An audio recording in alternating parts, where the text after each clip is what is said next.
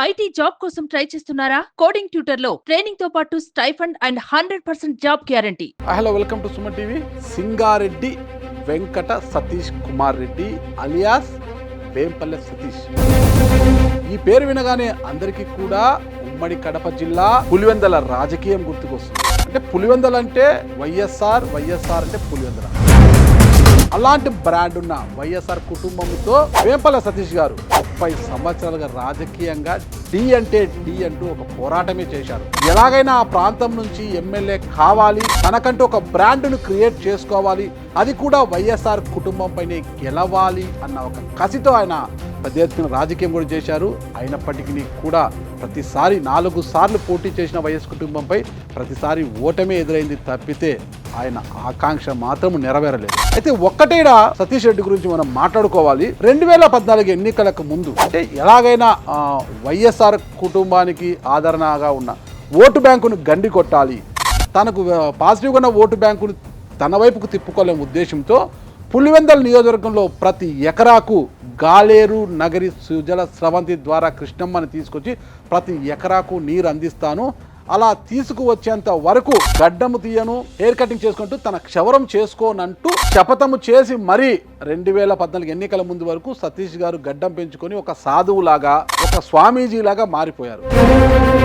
అయితే 2014లో విభజిత ఆంధ్రప్రదేశ్లో తెలుగుదేశం పార్టీ అధికారంలోకి వచ్చిన వెంటనే సతీష్ రెడ్డి గారి డిమాండ్ మేరకు చంద్రబాబు నాయుడు గారు కృష్ణమ్మను పులివెందలకు తీసుకురావడము, ఆ తర్వాత సతీష్ రెడ్డి గారు తన గడ్డాన్ని జుట్టుని కత్తిరించుకొని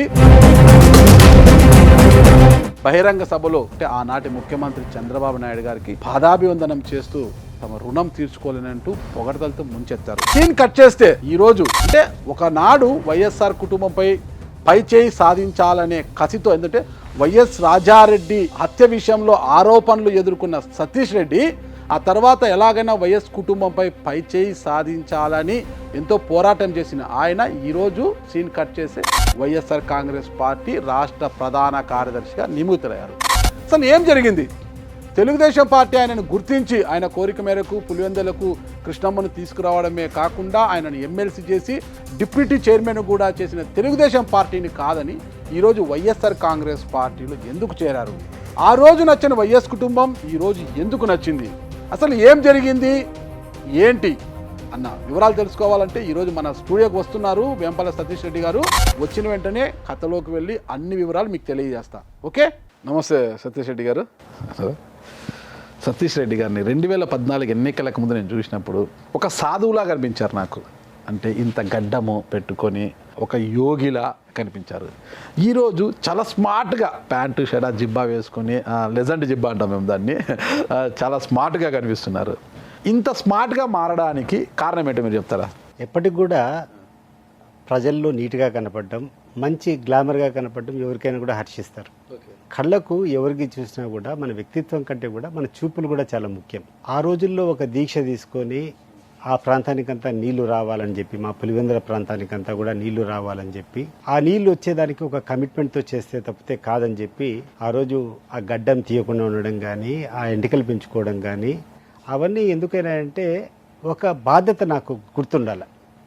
నేను ఒక కార్యక్రమం చేసేటప్పుడు ప్రతి నిమిషము నాకు నా మీద నాకే ఒక ప్రెషర్ అనేది క్రియేట్ కావాలా.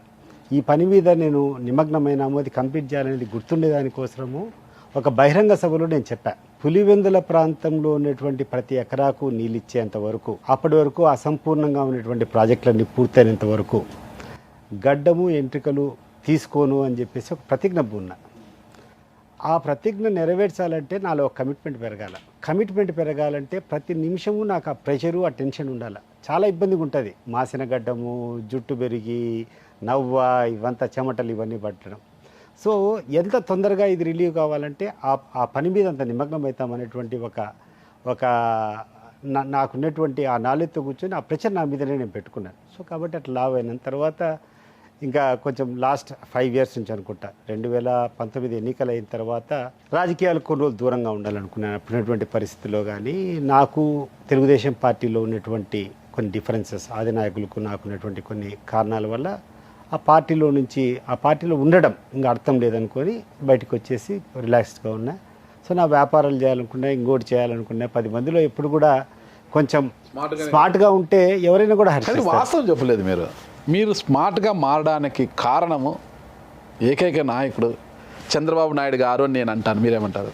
అట్లేం కాదండి, చంద్రబాబు నాయుడు గారు ఒక్కటే మీరేమన్నారు? పులివెందలలో అంటే గాలేరు నగరి ద్వారా కృష్ణా జలాలను పులివెందలకు తీసుకొచ్చి పులివెందలలో ప్రతి ఎకరానికి నీటిని అందించేంత వరకు గడ్డము తీయను, క్షవరము చేయను, అదే కటింగ్ చేయను, ఎయిర్ తీయను నేను అని మీరు ప్రతినబూనారు. కృష్ణమ్మను పులివెందలకు తీసుకొచ్చిన తరువాత మీరు గడ్డం తీశారు, జుట్టు తీసేశారు, తర్వాత ఆయనకు పాదాభి వందనం చేశారు మీరు. ఓకేనా? అంటే ఆ తర్వాత మీరు చాలా స్మార్ట్ అయ్యారు, సన్నగా అయ్యారు, గడ్డం తీసి చాలా స్మార్ట్గా కనిపిస్తున్నారు. మరి దీనికి కారణం మిమ్మల్ని స్మార్ట్గా చూడాలని, ఒక హీరోగా చూడాలనుకున్నది చంద్రబాబు నాయుడు గారా కాదా? చంద్రబాబు నాయుడు గారు ఈ కార్యక్రమం జరిగేటప్పుడు అప్పుడప్పుడు కలిసేటప్పుడు, సతీష్ నువ్వు చేసేటువంటి పని కరెక్ట్ కాదు, నువ్వు ఈ రకమైనటువంటి ఒత్తిడి నువ్వు తీసుకొని రావడం, ఇట్లా పెంచుకోవడం కరెక్ట్ కాదు అని చెప్పేసి ఒక సందర్భంలో చెప్పాడు నాతో. చెప్పినప్పుడు నేను ఆయన చెప్పిన, సార్ ఇన్ని రోజులు మనం రాజకీయం చేస్తున్నాం పులివెందుల్లో, ఇప్పటికి 4 సార్లు కంటెస్ట్ చేశాను నేను. ఏ రోజు మనం ఎలక్షన్లో కంటెస్ట్ చేయాలన్నా కూడా వైఎస్ కుటుంబం యొక్క నెగటివ్ ఓట్ను మనం క్యాప్చర్ చేసుకొని వాళ్ళ మీద ఉన్నటువంటి వ్యతిరేక ఓటు మీదనే ఆధారపడినాం. కానీ పాజిటివ్గా ఈ నియోజకవర్గానికి చేసుకొని ఇది మేము చేసినామని చెప్పేటువంటి అవకాశం మనకు ఒకటి కూడా కలగలేదు. రాజశేఖర రెడ్డి మరణాంతరం ఈ ప్రాజెక్టులన్నీ కూడా అసంపూర్ణంగా ఉన్నాయి. ఆ క్రెడిట్ మనం తీసుకుందాము. ఆ క్రెడిట్ తీసుకునేదానికి ప్రజలకు కూడా కనపడాలి కదా. ఇప్పుడు ఈరోజు మీరందరూ కూడా మాట్లాడుతున్నారు, ఆ నీళ్లు తీసుకుని వచ్చినటువంటి క్రెడిట్ నాకు ఎక్కడ చూసినా కూడా ఉంది, రాష్ట్రంలో ఉంది, ప్రాంతంలో ఎక్కడైనా ఉంది. Just because of the difference. ఇప్పుడు ఏ రకంగా అయితే మనం ఆ కమిట్మెంట్తో చేసినామో దట్ వాజ్ ద డిఫరెన్స్ అని చెప్పి ఆయనకి ఎక్స్ప్లెయిన్ చేయడం జరిగింది. మొట్టమొదట అతను తప్పు అనుకున్నాడు దాన్ని. చంద్రబాబు నాయుడు గారు, నువ్వు చేసేటువంటి ఒత్తిడి, నువ్వు చేసేటువంటి ప్రెషర్, ఇటువంటి కార్యక్రమాలు మంచిది కాదు, నువ్వు ఎట్లా ప్రెషర్ చేయగలుగుతావు ముఖ్యమంత్రిని ఇట్లా చేసి అంటే, నేను వివరణ ఇచ్చుకున్న తర్వాత అతను కూడా ఓకే అని చెప్పేసి ఇచ్చాడు. And definitely he cooperated. ఆయన తెలుగుదేశం పార్టీలో ఉన్నటువంటి అప్పుడున్నటువంటి ఇరిగేషన్ శాఖ మంత్రి ఉమామహేశ్వరరావు కూడా ప్రత్యేక ధన్యవాదాలు. ఎందుకంటే చంద్రబాబు నాయుడు గారితో అప్పుడప్పుడు మాట్లాడుతున్నా కూడా నిత్యం ఆ ప్రాజెక్టులు కంప్లీట్ అయ్యేదానికి నేను ఉమామహేశ్వరరావు గారు ఇరిగేషన్ మినిస్టర్గా ఆయన దగ్గరికి పోవడం, ఆయన పూర్తి స్వేచ్ఛ ఇవ్వడం, ఆ ప్రాజెక్టులు కంప్లీట్ అయ్యేదానికి ఆ అధికారితో మాట్లాడేటప్పుడు కానీ ఇంకోటి కానీ ఆయన ఇచ్చినటువంటి స్వేచ్ఛ, ఆయన ఇచ్చినటువంటి కోఆపరేషన్ వల్ల చేసినాము. అండ్ చంద్రబాబు నాయుడు గారి కాంట్రిబ్యూషన్ కూడా చాలా ఉంది. ఎందుకంటే ముఖ్యమంత్రిగా ఆయన ఇబ్బంది మనం చేసేదానికి లేదు. ఉమామహేశ్వరరావు గారు కూడా ఇచ్చిండేవారు కాదు ఆయన నో అంటే. డెఫినెట్లీ దెర్ ఈస్ ఆ నీటి విషయం వరకు పులివెందులకు నీళ్ళు వచ్చేదానికి, నాకు ప్రత్యేకమైనటువంటి పేరు రావడానికి చంద్రబాబు నాయుడు గారు చాలా సహకరించారు. తొలి నుంచి కూడా మీరు రాజకీయాలు అడుగు పెట్టినప్పటి నుంచి కూడా దాదాపు 30 సంవత్సరాలు అనుకుంటా మీరు వైఎస్ కుటుంబంతో డి అంటే డి అని పోరాటం చేశారు. మీరు రాజకీయంగా కావచ్చు, వ్యక్తిగతంగా డి అంటే డి అని పోరాటం చేస్తూ మరోవైపు నీళ్లు కూడా తీసుకొచ్చారు. అంటే 30 సంవత్సరాలకు పైగా వైఎస్ కుటుంబంతో పోరాటం చేసిన మీరు ఈరోజు ఆ కుటుంబంతో కలిసి వైఎస్ఆర్ కాంగ్రెస్ పార్టీలో కొనసాగారు. ఈరోజు మీకు రాష్ట్ర ప్రధాన కార్యదర్శి పోస్ట్ ఇచ్చారు, చాలా మంచి కీలకమైన పోస్ట్ కూడా ఇచ్చారు మీకు. అంటే అప్పట్లో వైఎస్ కుటుంబంలో నచ్చనిది ఏంటి, ఇప్పుడు మీకు నచ్చింది ఏంటి? వచ్చి రాగానే మీకు ఎందుకు రాష్ట్ర ప్రధాన కార్యదర్శి పోస్ట్ ఇచ్చారు, ఆ పోస్టును చూసి వచ్చారు, అసలు ఎందుకు? అసలు రాజశేఖర రెడ్డి గారి కుటుంబానికి వ్యతిరేకంగా ఉండేటువంటి వర్గాలు, ఆ రోజు రాజగోపాల్ రెడ్డి గారు కానీ బద్వేలు వీరారెడ్డి గారు కానీ అత్యంత సన్నిహితంగా నేను వాళ్ళతో మెరిగేవాడిని నా యూత్ డేస్లో అంతా. వాళ్ళ భావోద్వేగాల వల్ల ఆ తర్వాత నాకు జరిగినటువంటి ఒక చిన్న సంఘటన వల్ల, లోకల్గా ఉన్నటువంటి వేంపల్లిలో జరిగినటువంటి ఒక సంఘటన సంబంధించి నాకు వివేకానంద రెడ్డి గారు పూర్తిగా నాకు వ్యతిరేకం చేయడం వల్ల నా మనసుకు గాయపడి వాళ్ళతో పోరాటం చేయాలని నిర్ణయించుకోవడం, తర్వాత రాజగోపాల్ రెడ్డి గారు ఆ తర్వాత వీరారెడ్డి గారితో ఉన్నటువంటి సన్నిహితం, వాళ్ళతో ఉన్నటువంటి వాత్సల్యం. ఎందుకంటే వాళ్ళిద్దరూ నన్ను ఒక వ్యక్తిగానో లేకుంటే ఒక లీడర్గా చూడలే, వాళ్ళ కన్న బిడ్డలను ఎట్లా చూసుకుంటారో అంతకంటే ఎక్కువ ప్రేమతో నన్ను చూసుకునేవాడు. సహజంగా వాళ్ళతో తిరిగేటప్పుడు వాళ్ళ భావాజ్వాలాలు కొంచెం నాలో ప్రభావితం చేశాయి. సో వాళ్ళ ఫైట్ను I had to continue their fight. ఆ కంటిన్యూ చేసేటువంటి క్రమంలో చంద్రబాబు నాయుడు గారి దగ్గర జరగడం, చంద్రబాబు నాయుడు గారితో వారి సహకారం తీసుకొని ఆడ నుంచి పోటీ చేయడం, ఇవన్నీ జరుగుతూ వచ్చినాయి. కానీ రాను రాను రాజకీయాలు ఈక్వేషన్స్ ఎప్పుడు ఒక సబ్జెక్ట్ మీద జరగవు. Cumulative effect. రాను రాను మనం పోరాటం చేస్తూ ఉంటే, మనం చిత్తశుద్ధిగా పోరాటం చేసేటప్పుడు నువ్వు కొన్ని ఎక్స్పెక్టేషన్స్ ఉంటాయి. నువ్వు ఏం చేయాలా, ఒక రాజకీయంగా ఎదిగేదానికి ఏమేం కావాలా, తర్వాత ఇంకా ఏమేమి సహకారాలు కావాలి. నేను పూర్తిగా చంద్రబాబు నాయుడు గారు నాకు సహాయం నిరాకరణ చేశాడని కానీ నన్ను చాలా ఇబ్బంది పెట్టాడని నేను చెప్పను. కానీ నేను ఆశించినటువంటి స్థాయిలో అది చేయకపోవడం ఒకటి. వ్యక్తిగతంగా వాళ్ళకి ఎవరు చెప్పారో ఏం చెప్పారో కానీ గతంలో కూడా చెప్పారు. ప్రత్యేకంగా లోకేష్ గారు రాజకీయాల్లోకి వచ్చిన తర్వాత చంద్రబాబు నాయుడు గారిలో నా పట్ల అవలంబిస్తున్నటువంటి ధోరణిలో చాలా మార్పు కనపడింది. వేరే సందర్భంలో నాకు తెలిసినటువంటి సన్నిహితుల ద్వారా తెలిసింది ఏంటంటే, వారికి నేను వైఎస్ కుటుంబంతో లాలూచీ పడ్డాను అనేటువంటి ఒక అభిప్రాయానికి వచ్చినట్టు నాకు స్పష్టమైనటువంటి ఆధారంతో తెలిసింది. ఇంకా అది కరెక్ట్ కాదు. ఇప్పుడు వాళ్ళకి అటువంటి ఫీలింగ్ వాళ్ళకు ఉన్న తర్వాత ఏ నాయకుడి కోసం అయితే నువ్వు పోరాడుతున్నావో ఆ నాయకునికి మనం చిత్తశుద్ధిగా పనిచేసి మన ప్రాణాన్ని కూడా పణంగా పెట్టి మనం పోరాటం చేసేటప్పుడు మన మీద నమ్మకం లేదు, ఇంకా ఆ పార్టీలో ఉండడం అనవసరం అని చెప్పేసుకొని రాజకీయాల నుంచి బయటకు వచ్చేస్తానండి. రాజకీయాల్లో నేను బయటకు వచ్చింది 2019 ఎన్నికల తర్వాత తెలుగుదేశం పార్టీలో ఉన్నటువంటి కొంతమంది నాయకుల ద్వారా కొన్ని సంభాషణలు నాకు జరిగిన తర్వాత ఇంకా కొనసాగడం కరెక్ట్ కాదని చెప్పేసి నేను కరెక్ట్ కాదని చెప్పి వైఎస్ కుటుంబంతో మీరు ఢీ కొంటున్నారని మిమ్మల్ని నమ్మి మీకు ఎమ్మెల్సీ ఇచ్చి మిమ్మల్ని మండలి డిప్యూటీ చైర్మన్గా చేసి ఈరోజు ఇంత స్మార్ట్గా తయారు చేసి ప్రజల ముందు నిలబెట్టిన బాబును వంచి చంద్రబాబు గారిని వంచి ఏదో బురద జల్లేసి ఇటువైపు రావడం ఎంతవరకు కరెక్ట్ అసలు? అంటే మిమ్మల్ని నమ్ముకున్న కార్యకర్తలను పనంగా పెట్టి రాజకీయం చేశారు మీరు.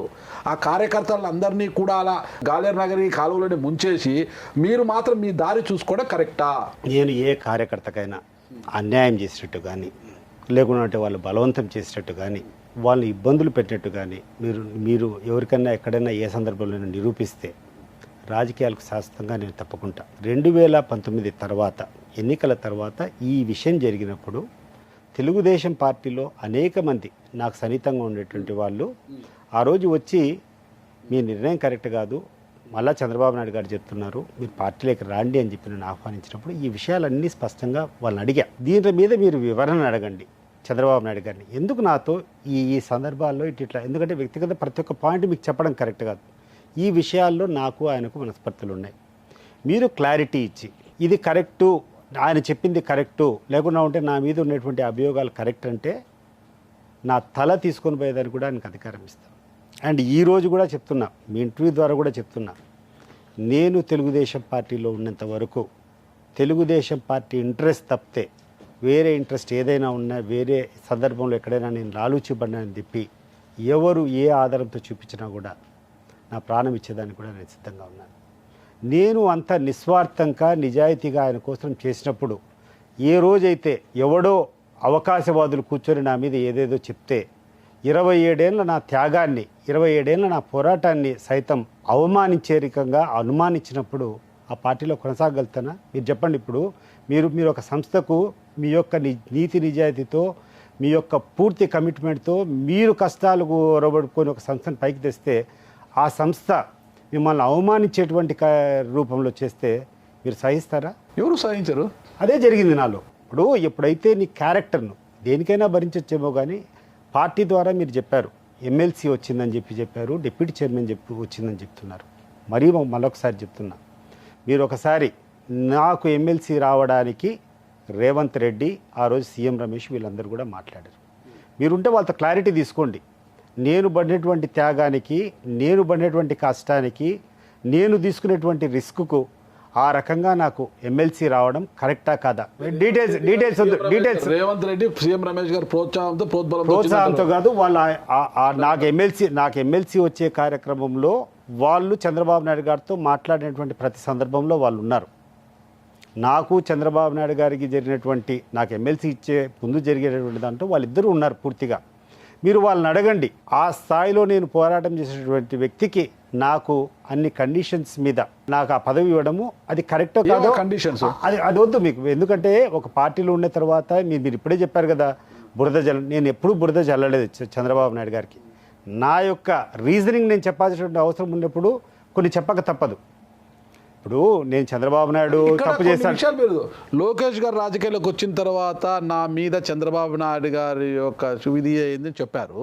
అంటే లోకేష్ గారికి మీరేమీ కాంపిటేటర్ కాదు, ఆయన నియోజకవర్గం కాదు, మీరు వేరే వాళ్ళు టికెట్ ఇస్తే తీసుకుంటే వాళ్ళే. మీరు చాలా పొరపాటు పడుతున్నారు. చెప్పండి.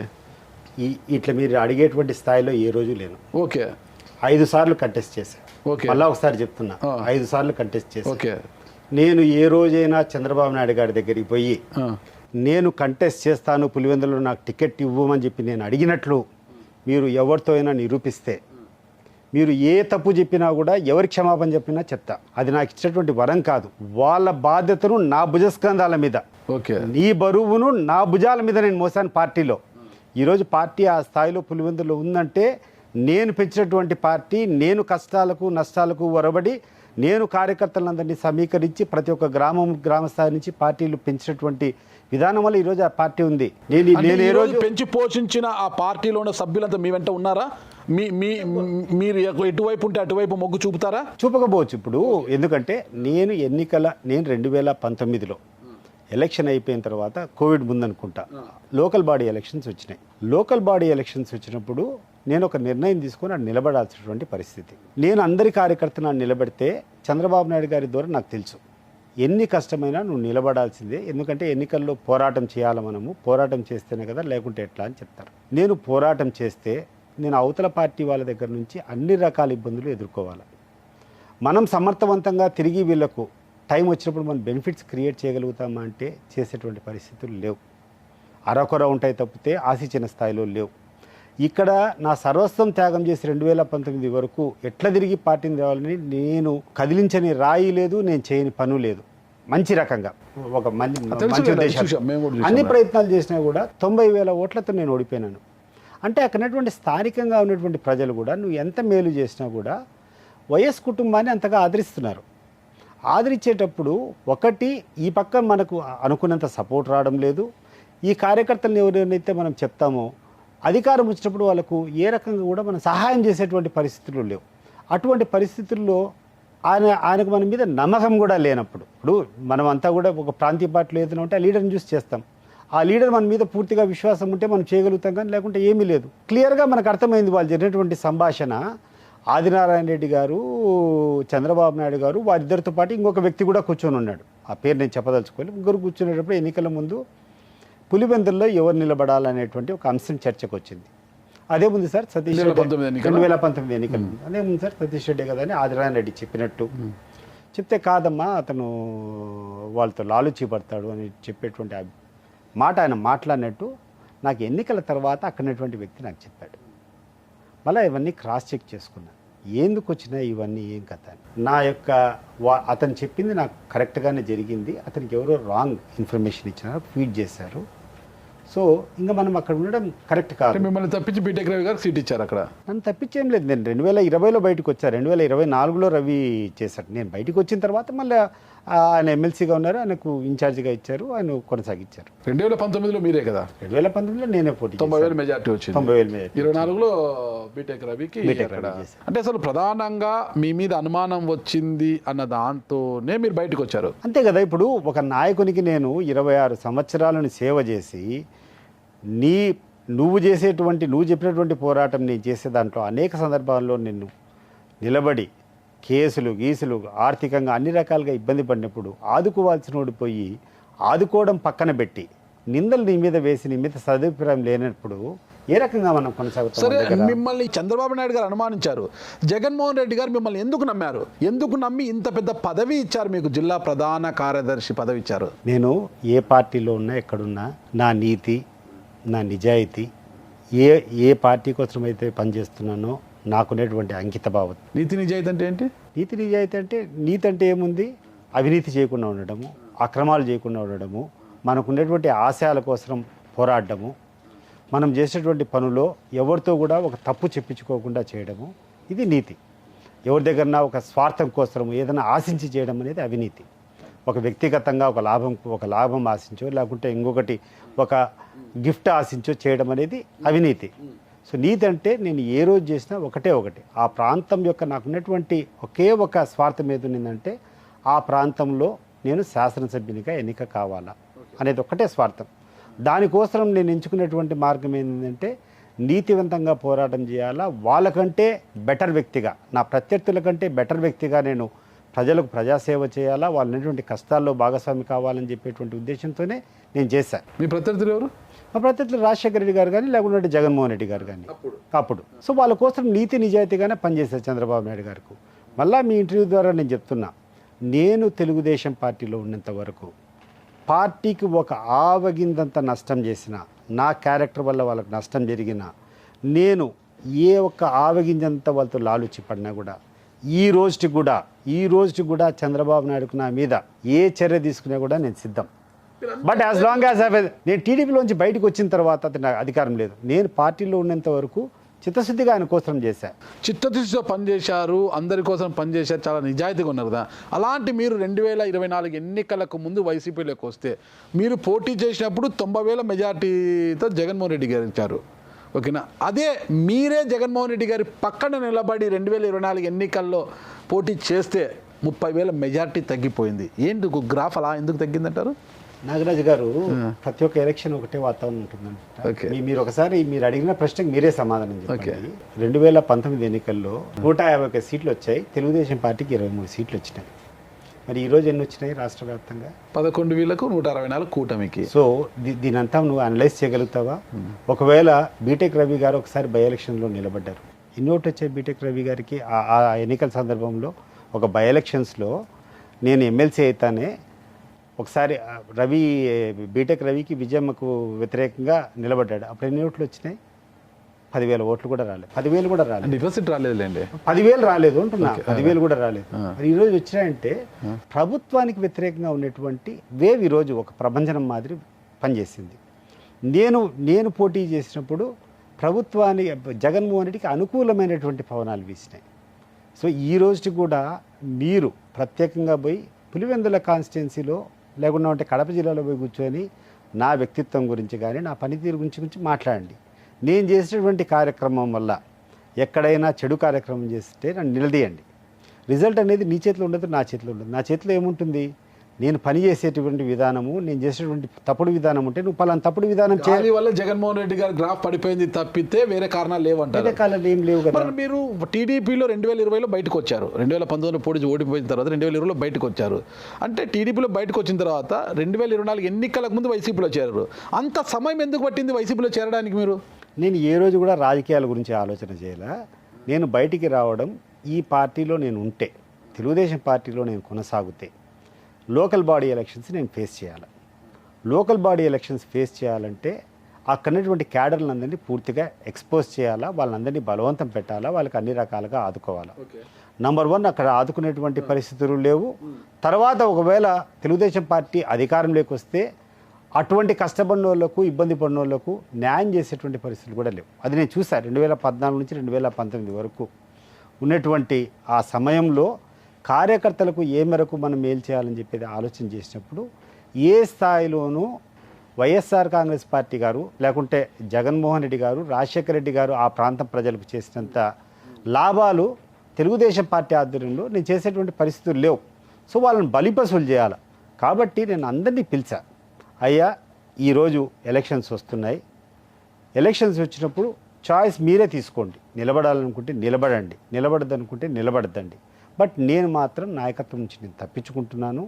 దయచేసి నన్ను అపార్థం చేసుకోవద్దండి. మీ నిర్ణయం ఏదైనా మీరు తీసుకోండి. బట్ ఇప్పుడున్నటువంటి పరిస్థితుల్లో నేను కూర్చొని నాకున్నటువంటి చంద్రబాబు నాయుడు గారికి, తెలుగుదేశం పార్టీలో ఉన్నటువంటి ఆది నాయకత్వానికి నాకున్నటువంటి విభేదాల వల్ల నేను ఆ పార్టీలో నుంచి ఆ బాధ్యతలు చేసేటువంటి పరిస్థితిలో లేరు. You are free to take whatever decision you want అని చెప్పా. నేను కూడా రాజకీయాలు నేను ఏ పార్టీలో చేరాలని చెప్పి మీరు ఆ 4 years మీరు గమనిస్తే నేను ఎక్కడైనా ప్రెస్ పోయినా లేకుండా అంటే ఏ పార్టీలోనే ఏ పార్టీలో చేరాలని చేశానా? నా పనున్న వ్యక్తిగత పనులు. ఎందుకంటే నేను చాలా చిన్న వయసు నుంచి 27-28 సంవత్సరాలు తెలుగుదేశం పార్టీలో యాక్టివ్గా పనిచేసేటువంటి కార్యక్రమంలో నా ఫ్యామిలీ లైఫ్ కానీ, నా బిజినెస్ లైఫ్ కానీ అన్నీ పోగొట్టుకున్నాను. సో అవన్నీ కూడా కవర్ చేయాలని చెప్పేసి నా ఫ్యామిలీతో కొంచెం టైం గడపాలి, ఇంకోటి గడపాలని చెప్పి ఫ్రీగా కూర్చున్నా 4 years వరకు కొనసాగింది. ఎన్నికల ముందు జగన్మోహన్ రెడ్డి గారు కొంతమందిని పంపించారు. ఎందుకు ఆయన ఖాళీగా ఉండడము, మన పార్టీలోకి వస్తే బాగుంటుంది కదా, అన్ని రకాలు కూడా ఆయన గౌరవిస్తాము, ఒకసారి మాట్లాడండి అని చెప్పి అక్కడటువంటి రీజనల్ కోఆర్డినేటర్స్ రామ్ సుబ్బారెడ్డి గారు గతంలో తెలుగుదేశం పార్టీలో కూడా మంత్రిగా ఉన్నారు. ఆ తర్వాత సురేష్ కుమార్ అని చెప్పేసి మా మాజీ ZP చైర్మన్, ప్రస్తుత కడప మేయర్, వాళ్ళిద్దరిని నా దగ్గర పంపించడం జరిగింది. సో ఆహ్వానిస్తూ అండ్ లోకల్గా ఈ 4 years నుంచి చూసినప్పుడు కూడా రాజకీయం అలవాటునటువంటి కుటుంబం మాది. ప్రతి ఒక్కరూ ప్రతి నిమిషం కూర్చొని ఏదో ఒక ఆబ్లిగేషన్తో ఏ కష్టాలున్నా కూడా చెప్పుకునేటువంటి పరిస్థితుల్లో రాజకీయాలుగా యాక్టివ్గా ఏదో ఒక పార్టీలో లేకుండా ఉండడం వల్ల ప్రజలకు నా దగ్గర వచ్చేటువంటి వాళ్ళకు న్యాయం చేసేటువంటి పరిస్థితులు లేవు. కాబట్టి వాళ్ళు ఆహ్వానం చేసిన తర్వాత ఇట్స్ ఓకే అని చెప్పాను. తర్వాత రవి వచ్చినాడు నా దగ్గరికి, బీటెక్ రవి నా దగ్గరికి వచ్చినాడు. ఎట్లా అన్నా నువ్వు నాకు చేయకుంటే ఎట్లా అని. రవి నువ్వు చెప్పు, ఈ పరిస్థితులన్నీ నీకు కూడా తెలుసు, నాకు వాళ్ళకు ఉన్నటువంటి గ్యాప్ నీకు తెలుసు, ఈ పరిస్థితులు నాడికి రావడం కరెక్టా, నువ్వు చెప్పు అని అన్నా. సార్ రవి కూడా నో ఆన్సర్. ప్రతి ఒక్కరికి తెలుసు అది. మా స్థానికంగా ఉన్నటువంటి తెలుగుదేశం పార్టీ కార్యకర్తల దగ్గర నుంచి లోకల్గా ఉన్నటువంటి తెలుగుదేశం పార్టీ లీడర్ల దగ్గర నుంచి ప్రతి ఒక్కరికి తెలుసు తప్పు నాదా లేకుండా ఉంటే తెలుగుదేశం పార్టీ లీడర్లని ప్రతి ఒక్కరికి కూడా తెలుసు. ఈరోజు కూడా మీరు ఎంక్వైరీ చేయండి. తప్పు నాది ఉంటే నేను చెప్తున్నాను, తెలుగుదేశం పార్టీలో ఉన్నంత వరకు తెలుగుదేశం పార్టీకి ఏమంతా ఒక వీసమంతా అన్యాయం చేసినా ఇబ్బంది చేసినా కూడా ఈ రోజుకి కూడా వాళ్ళకు పర్మిషన్ ఇస్తున్నాను నన్ను ఏ రకంగా కావాలంటే ఆ రకంగా శిక్షించేదానికి. గతంలో మీరు బీటెక్ రవి గారికి సహాయపడతానని ఒక మీటింగ్లో చెప్తున్నారు కదా, మీరు సహాయపడతానని చెప్పి అవకాశం ఉన్నప్పుడు ఒక ఇంటర్వ్యూలో మాట్లాడినప్పుడు 5 ఎన్నికలు నేను పోటీ చేసినప్పుడు ప్రతి ఒక్క ఎన్నికల్లో కూడా వాళ్ళ కుటుంబం నాకు సహాయం చేశారు. కానీ రాజకీయంగా నేను ఉండాలన్నప్పుడు ఆయన వేరే పార్టీలో ఉన్నారు, నా పార్టీలో ఉండదు. భగవంతుడు నాకు ఎప్పుడో ఒకసారి అవకాశం ఇస్తే తప్పకుండా వాళ్ళు రుణం తీర్చుకోవాలని చెప్పాను. అవకాశాలు అనేది ఎట్లొస్తే మనం చెప్పలేం కదా. ఇప్పుడు నేను జగన్మోహన్ రెడ్డి గారి కుటుంబం పైన 5 ఎలక్షన్లు పోటీ చేశా, మరి ఈరోజు వాళ్ళ పార్టీలోకి పోలేదా? సో భవిష్యత్తు ఎట్ట జరుగుతుందో చెప్పలేదు. But at the back of my mind ఎప్పుడు కూడా వాళ్ళ దగ్గర నుంచి ఎవరి దగ్గర నుంచి అయినా సహాయం తీసుకున్న తర్వాత వీలు ఉన్నప్పుడు ఎప్పుడో ఒకసారి తిరిగి మనం చేయాలనేటువంటి సహాయం పొందుతారేమో చూద్దాము. మీరు రాజారెడ్డి గారిని చూశారు యుక్త వయసులో ఉన్నప్పుడు, రాజశేఖర రెడ్డి గారిని చూశారు, ఆయనతో రాజకీయం చేశారు, ఆయన ప్రత్యర్థిగా పోటీ చేశారు. నాకు తెలిసి 4 సార్లు అనుకుంటారు రాజశేఖర రెడ్డి గారు, 3 సార్లు జగన్మోహన్ రెడ్డి గారు 2 సార్లు చేశారు. ఇప్పుడు జగన్మోహన్ రెడ్డి గారిని చూశారు, చూస్తున్నారు. అంటే రాజారెడ్డి గారిని మనం పక్కన పెడితే జగన్మోహన్ రెడ్డి గారి మనస్తత్వానికి ఆయన రాజకీయానికి, రాజశేఖర రెడ్డి గారి మనస్తత్వానికి రాజకీయం చాలా తేడా ఉంటుంది, అదందరికి తెలిసినదే. మరి జగన్మోహన్ రెడ్డి గారి యొక్క రాజకీయం గురించి, ఆయన మనస్తత్వం గురించి కూడా ఇప్పటికే చాలామంది రకరకాలుగా చెప్తుంటారు. ఎలా సర్వైవ్ అవుతామని మీరు ఎట్లా వైసీపీలోకి? మీరు చెప్పినట్టు సర్వైవ్ అవుతాము కాలేం అనేది ఆలోచన చేయలేదు. నేను రాజకీయాల్లోకి ఒక అవసరం అనేది ఉంది. ప్రజలు నన్ను వదిలిపెట్టేటువంటి పరిస్థితిలో లేరు. ఏ చిన్న కార్యక్రమం జరిగినా, ఏ ఇబ్బందులుగా వచ్చినా కూడా నా దగ్గరికి అప్రోచ్ కావడము, లేకుండా అంటే నేను అన్నటువంటి అధికారులతో వాళ్ళతో వీళ్ళతో మాట్లాడి వాళ్ళకి సహాయం చేయమని చెప్పి అభ్యర్థించేటువంటి పరిస్థితిలో నేను ఉండా. రాజకీయాల్లో లేకుండా వాళ్ళని అభ్యర్థిస్తే అది నాన్ సీరియస్ అయిపోతుంది, దానివల్ల రిజల్ట్ అనేది ఎటువంటిది లేదు. నేను ప్రజలు నా దగ్గరికి రావద్దంటే కూడా వాళ్ళు రాకుండా ఆగే పరిస్థితి లేదు. ఏదో ఒక ప్లాట్ఫామ్ అయితే నేను ఎంచుకోవాలా. ఏదర్ తెలుగుదేశమా, లేకుండా ఉంటే వైఎస్ఆర్ కాంగ్రెస్ పార్టీనా, లేకుండా ఉంటే బీజేపీనా, లేకుండా ఉంటే జనసేన, ఏదో ఒక పార్టీ. నేను జాతీయ పార్టీ మర్చిపోయినారు, బీజేపీ అయిపోయిందా, కాంగ్రెస్ మర్చిపోయారు, కాంగ్రెస్ పార్టీనా, whatever it is. So Congress party అనేది ఈ 5 పార్టీలు ఉంటే ఈ 5 పార్టీలో ఏదో ఒక party చేరాల. YSR Congress party, Telugu Desam party మినహాయించి ఏ పార్టీలో చేరినా కూడా అది నాన్ సీరియస్ అయిపోతుంది, దానివల్ల ఎటువంటి ప్రయోజనం లేదు. జనసేనలోనే సీరియస్గా ఉండొచ్చు. జనసేనలో ఇప్పుడు సీరియస్ అయింది, కానీ నేను ఆ రోజు నిర్ణయం తీసుకునేటప్పటికి Janasena was the most non serious party. ఎందుకంటే ఆ రోజుల్లో అప్పుడున్నటువంటి దాంట్లో నాయకుడుగా ఉండేటువంటి అతను కూడా గెలవలేకపోయినటువంటి పరిస్థితి. ఆ తర్వాత నేను గమనించినట్టయితే ఆ సీరియస్నెస్ అప్పట్లో అతనికి కనపడలేదు. రాజకీయాల్లో ఓపిక, సహనం చాలా ఇంపార్టెంట్ కదా ఉంది. సో ఆ సహనము ఉండే దాంట్లో 2 పార్టీలు. సో నన్ను వీళ్ళు అప్రోచ్ అయినారు. సరే ఓకే, మీరు ఆ ప్రాంతం నుంచి నేను ఒకసారైనా శాసనసభ్యుడిని కావాలి అని అనుకున్నారు మీరు. మరి టీడీపీలోనో జనసేనలోనో ఇంకో పార్టీలో ఉంటే ఎప్పటికైనా ఒక ఎమ్మెల్యేనో ఖచ్చితంగా అవుతారు. మళ్ళా కూడా వైసీపీలో ఉంటే ఏమీ కాలేరు కదా. జగన్మోహన్ రెడ్డి గారు ఎప్పటికైనా అభ్యర్థి. ఒకవేళ నియోజకవర్గాల పునర్విభజన జరిగి పులివెందల రూరల్ ఏమన్నా అయితే మీకు ఏమైనా అవకాశం వస్తుందో రాదో మనకు తెలియదు, కానీ వస్తే అవుతుంది. లేదంటే మీరు ఎప్పటికీ ఒక వైసీపీ నాయకుడిగానే ప్రధాన కార్యదర్శి ఉంటారు తప్పితే ఎమ్మెల్యే కాలేరు. మరి మీ కళలు అనేది నేర్చుకుంటారు. కళ అనేది అది 28 సంవత్సరాల కిందట కళ. 28 సంవత్సరాల పోరాటం తర్వాత ప్రజలకు నేను చేయగలిగినటువంటి మేలు అంతా చేసిన తర్వాత కూడా ఒక ప్రత్యేకమైనటువంటి అభిమానం రాజశేఖర రెడ్డి గారి పైన కానీ వాళ్ళ కుటుంబం పైన కానీ ఉంది. మరి అటువంటి సందర్భంలో అది మనం ఛేదించేదానికి కూడా సాధ్యం కాదు, నాకు కాదు, ఎవరికి కూడా సాధ్యం కాదు. వాళ్ళకున్నటువంటి వనరులు కానీ, ప్రజల పట్ల వాళ్ళకున్నటువంటి నిబద్ధత కానీ, ప్రజల అవసరాలు పడినప్పుడు వాళ్ళు ఆదుకునేటువంటి విధానాన్ని కానీ మేము ఏ రకంగా కూడా మ్యాచ్ చేయలేకపోతున్నాం.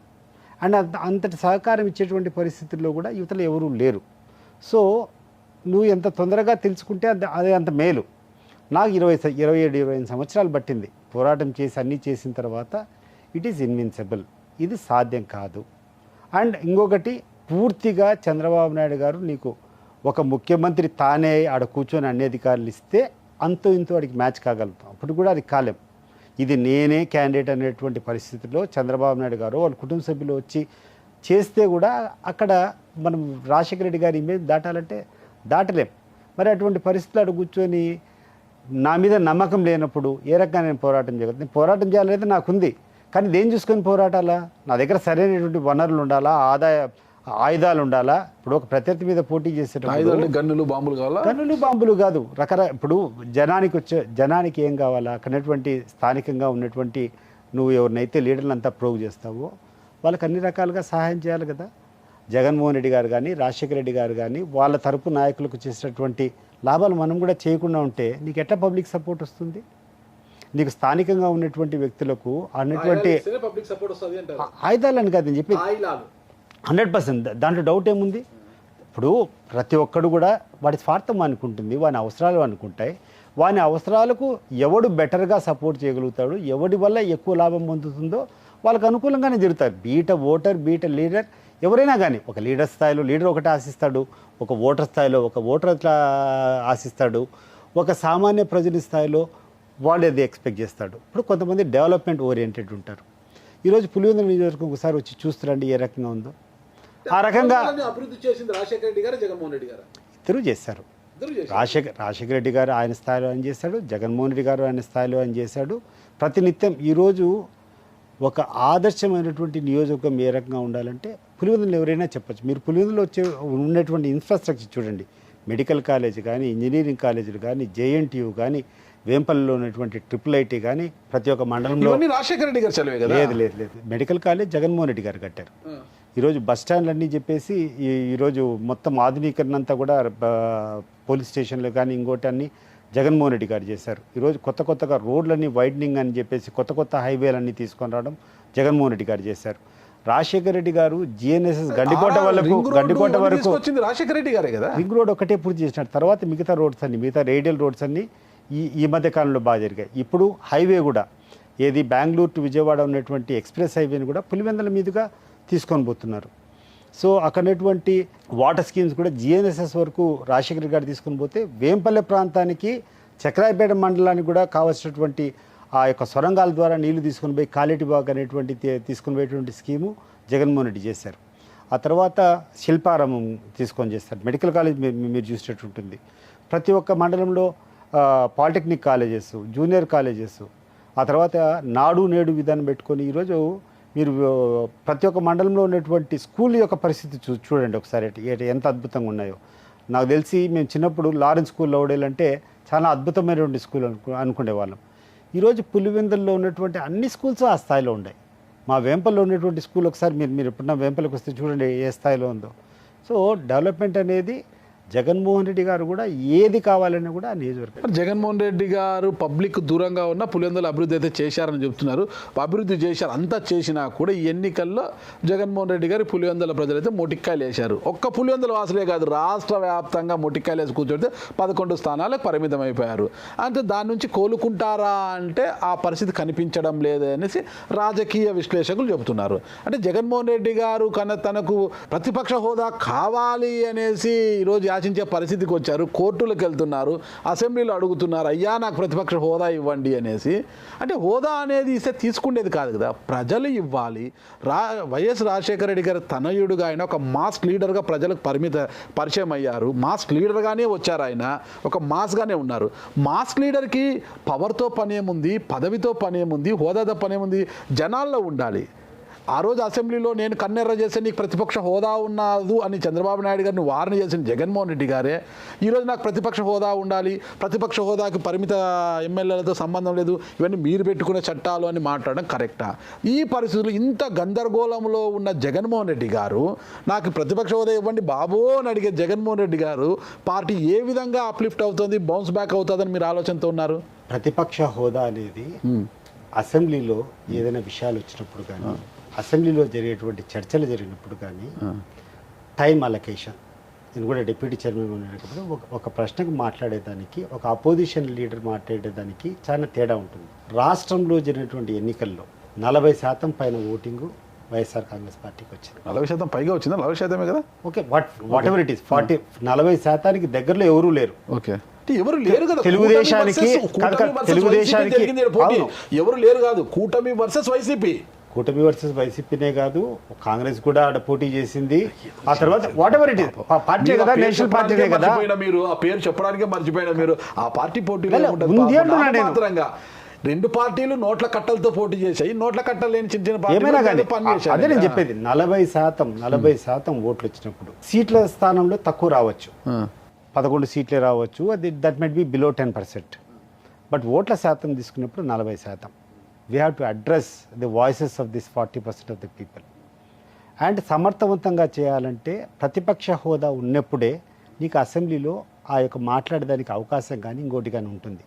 ప్రజల సమస్యలు చెప్పుకునేదానికి ఆ హోదా ఇమ్మని చెప్పి అడిగాను తప్పితే మాకేదో ఫెసిలిటీస్ ఇమ్మని చెప్పో, లేకుంటే మాకేదో సౌకర్యాలు క్రియేట్ చేయమని చెప్పో కాదు.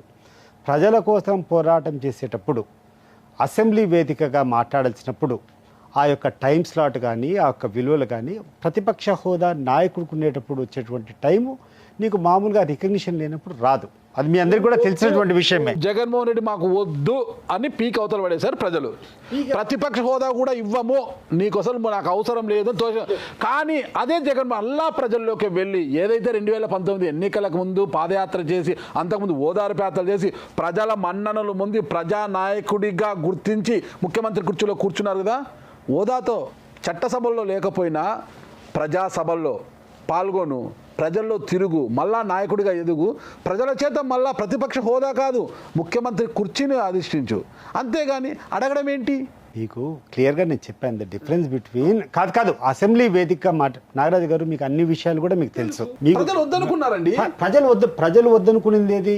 ఓన్లీ 60% ఆఫ్ ది పీపుల్ వద్దనుకున్నారు. 40% 40% అయితే ఓట్లు వచ్చినాయి కదా. 1% అయినా కూడా ఎవరు ఓడిపోవచ్చు. అధిక శాతం వద్దనుకున్నారు కదా. ప్రజల్లోకి రామానండి, మాస్ లీడర్ కదా, ప్రజల్లోకి రామానండి, ప్రజల చేత ఎన్నుకోబడి డైరెక్ట్ గా సీఎం కూర్చొని కూర్చోమనండి. ఎవరు వద్దన్నారు? అదే కార్యక్రమం జరుగుతూ ఉంది.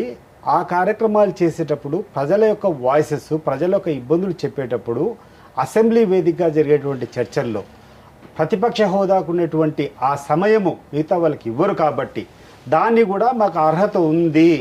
యూ డి నాట్ టెల్ మాకు 10% కూడా సీట్లు రాలేదనేది వేరు, ఓట్లు రావడం లేదనేది ఒకటి. మీరు 10% సీట్లు రాలేదనే టెక్నికల్ ఇష్యూ మీద మీకు అపోజిషన్ పార్టీ లీడర్ ఇవ్వమని చెప్తున్నారు. కానీ మా క్లెయిమ్ ఏంటంటే 40% ఆఫ్ ది ఓట్, 10% కాదు 40% ఓట్లు మాకు వచ్చాయి. మరి 40% మంది మా మీద విశ్వాసం ఉంటారు. ప్రజలకు ఒక అపోజిషన్ మాదిరి. It is not only the part of the ruling party. ఈ ప్రజాస్వామ్యంలో పాలకపక్షానికి ఎంత బాధ్యత ఉందో ప్రతిపక్షానికి అంతకంటే కూడా బాధ్యత ఉంది. ఇప్పుడు పాలకపక్షం ఒకటే పాలించదు. రాను రాను రాజకీయాలు పొల్యూట్ అయ్యొచ్చేమో కానీ మీరు ఒక డెమోక్రసీ సిస్టమ్ చూస్తే all of us it is a collective responsibility of both the parties. ప్రతిపక్షంగా మనం కూర్చొని ప్రజలు ఎక్కడైతే తప్పు చేస్తారో, పాలకపక్షం ఎక్కడైతే తప్పుడు నిర్ణయాలు తీసుకుంటారో ఎండగట్టాల్సిన అవసరం ఉంది, కరెక్ట్ చేయాల్సినటువంటి అవసరం ఉంది. ఆ కరెక్ట్ చేసే విధానంలో అసెంబ్లీలో ప్రతిపక్ష హోదా ఉండేటప్పుడు టైం స్లాట్ ఎక్కువ వస్తుంది. దానికోసం మేము పోరాటం చేస్తున్నాం తప్పితే మాకేదో వసతులు కావాలా, లేకుండా మాకేదో ఫెసిలిటీస్ కావాలని చెప్పి చేసేది కాదు. ప్రజల పక్షాన సమర్థవంతంగా పోరాటం చేయాలంటే ఆ హోదా ఉంటే తప్పితే, ఆ యొక్క సమయం ఉంటే తప్పితే మేము అపోజిషన్లో అది సమర్థవంతంగా చేయలేమని చెప్పి ఆ హోదా అడుగుతున్నాం తప్పితే వేరే దానికి కాదు. రెండోది మీరు చెప్పారు కదా మాస్. Yes, we're definitely. ఈరోజు నేను సగర్వంగా చెప్తున్నా, చంద్రబాబు నాయుడు గారి కంటే, పవన్ కళ్యాణ్ గారి కంటే, ఈ రాష్ట్రంలో ఉన్నటువంటి ఏ నాయకుడి కంటే కూడా జగన్మోహన్ రెడ్డి గారికి ఉన్నటువంటి క్రేజ్ కానీ, గ్లామర్ కానీ, ఆయన మీద ఉన్నటువంటి అభిమానులు కానీ చాలా ఎక్కువ. గ్లామర్ కూడా అన్ని రకాలుగా కూడా అన్ని రకాలు. మీరు ఇద్దరిని ఒకసారి పంపించి రోడ్డు మీదకి కొన్ని 100 మంది వచ్చి పక్కన నిలబడుకొని మాకు సెల్ఫీలు కావాలి, ఫోటోలు తీసుకుందాం. ఈరోజు కూడా నేను చూస్తున్నాను జగన్మోహన్ రెడ్డి గారి దగ్గర ప్రత్యక్షంగా దగ్గరగా ఉంటున్నాము. ఎవడు వచ్చినా అన్న ఒక సెల్ఫీ అంటే ఆ క్రేజ్ ఉంటే తీసుకుంటారు, వేరేది ఏం లేదు. Pawan Kalyan might be a cinema star, but ఒక పొలిటీషియన్కి ఇంత క్రేజ్ ఉండేది. జగన్మోహన్ రెడ్డి గారు తప్ప ఏం లేదు. మీరు ఏదైతే చెప్పారో 100% అది జరుగుతూనే ఉంది, జరుగుతుంది. అండ్ మీరు ఆశించినట్టు మీకు అది హేళనగా ఉన్నా, మీకు అది ఎగతాళిగా ఉన్నా 100% ఈరోజు రాసుకోండి. వచ్చే ఎన్నికలు ఎప్పుడు జరిగినా whatever it is, sambar రాసుకోవాలనుకున్నా ఇంకోటి రాసుకోనన్నా కూడా మీకు అదే చెప్తున్నా కదా, మీకు హేళనగా ఉన్నా మీకు అది వేరే రకంగా ఉన్నా ఎప్పుడు ఎన్నికలు జరిగినా కూడా మళ్ళా జగన్మోహన్ రెడ్డి గారు ముఖ్యమంత్రి కావడం ఖాయం. ఈరోజు జగన్మోహన్ రెడ్డి గారిని ఓడించడం కోసం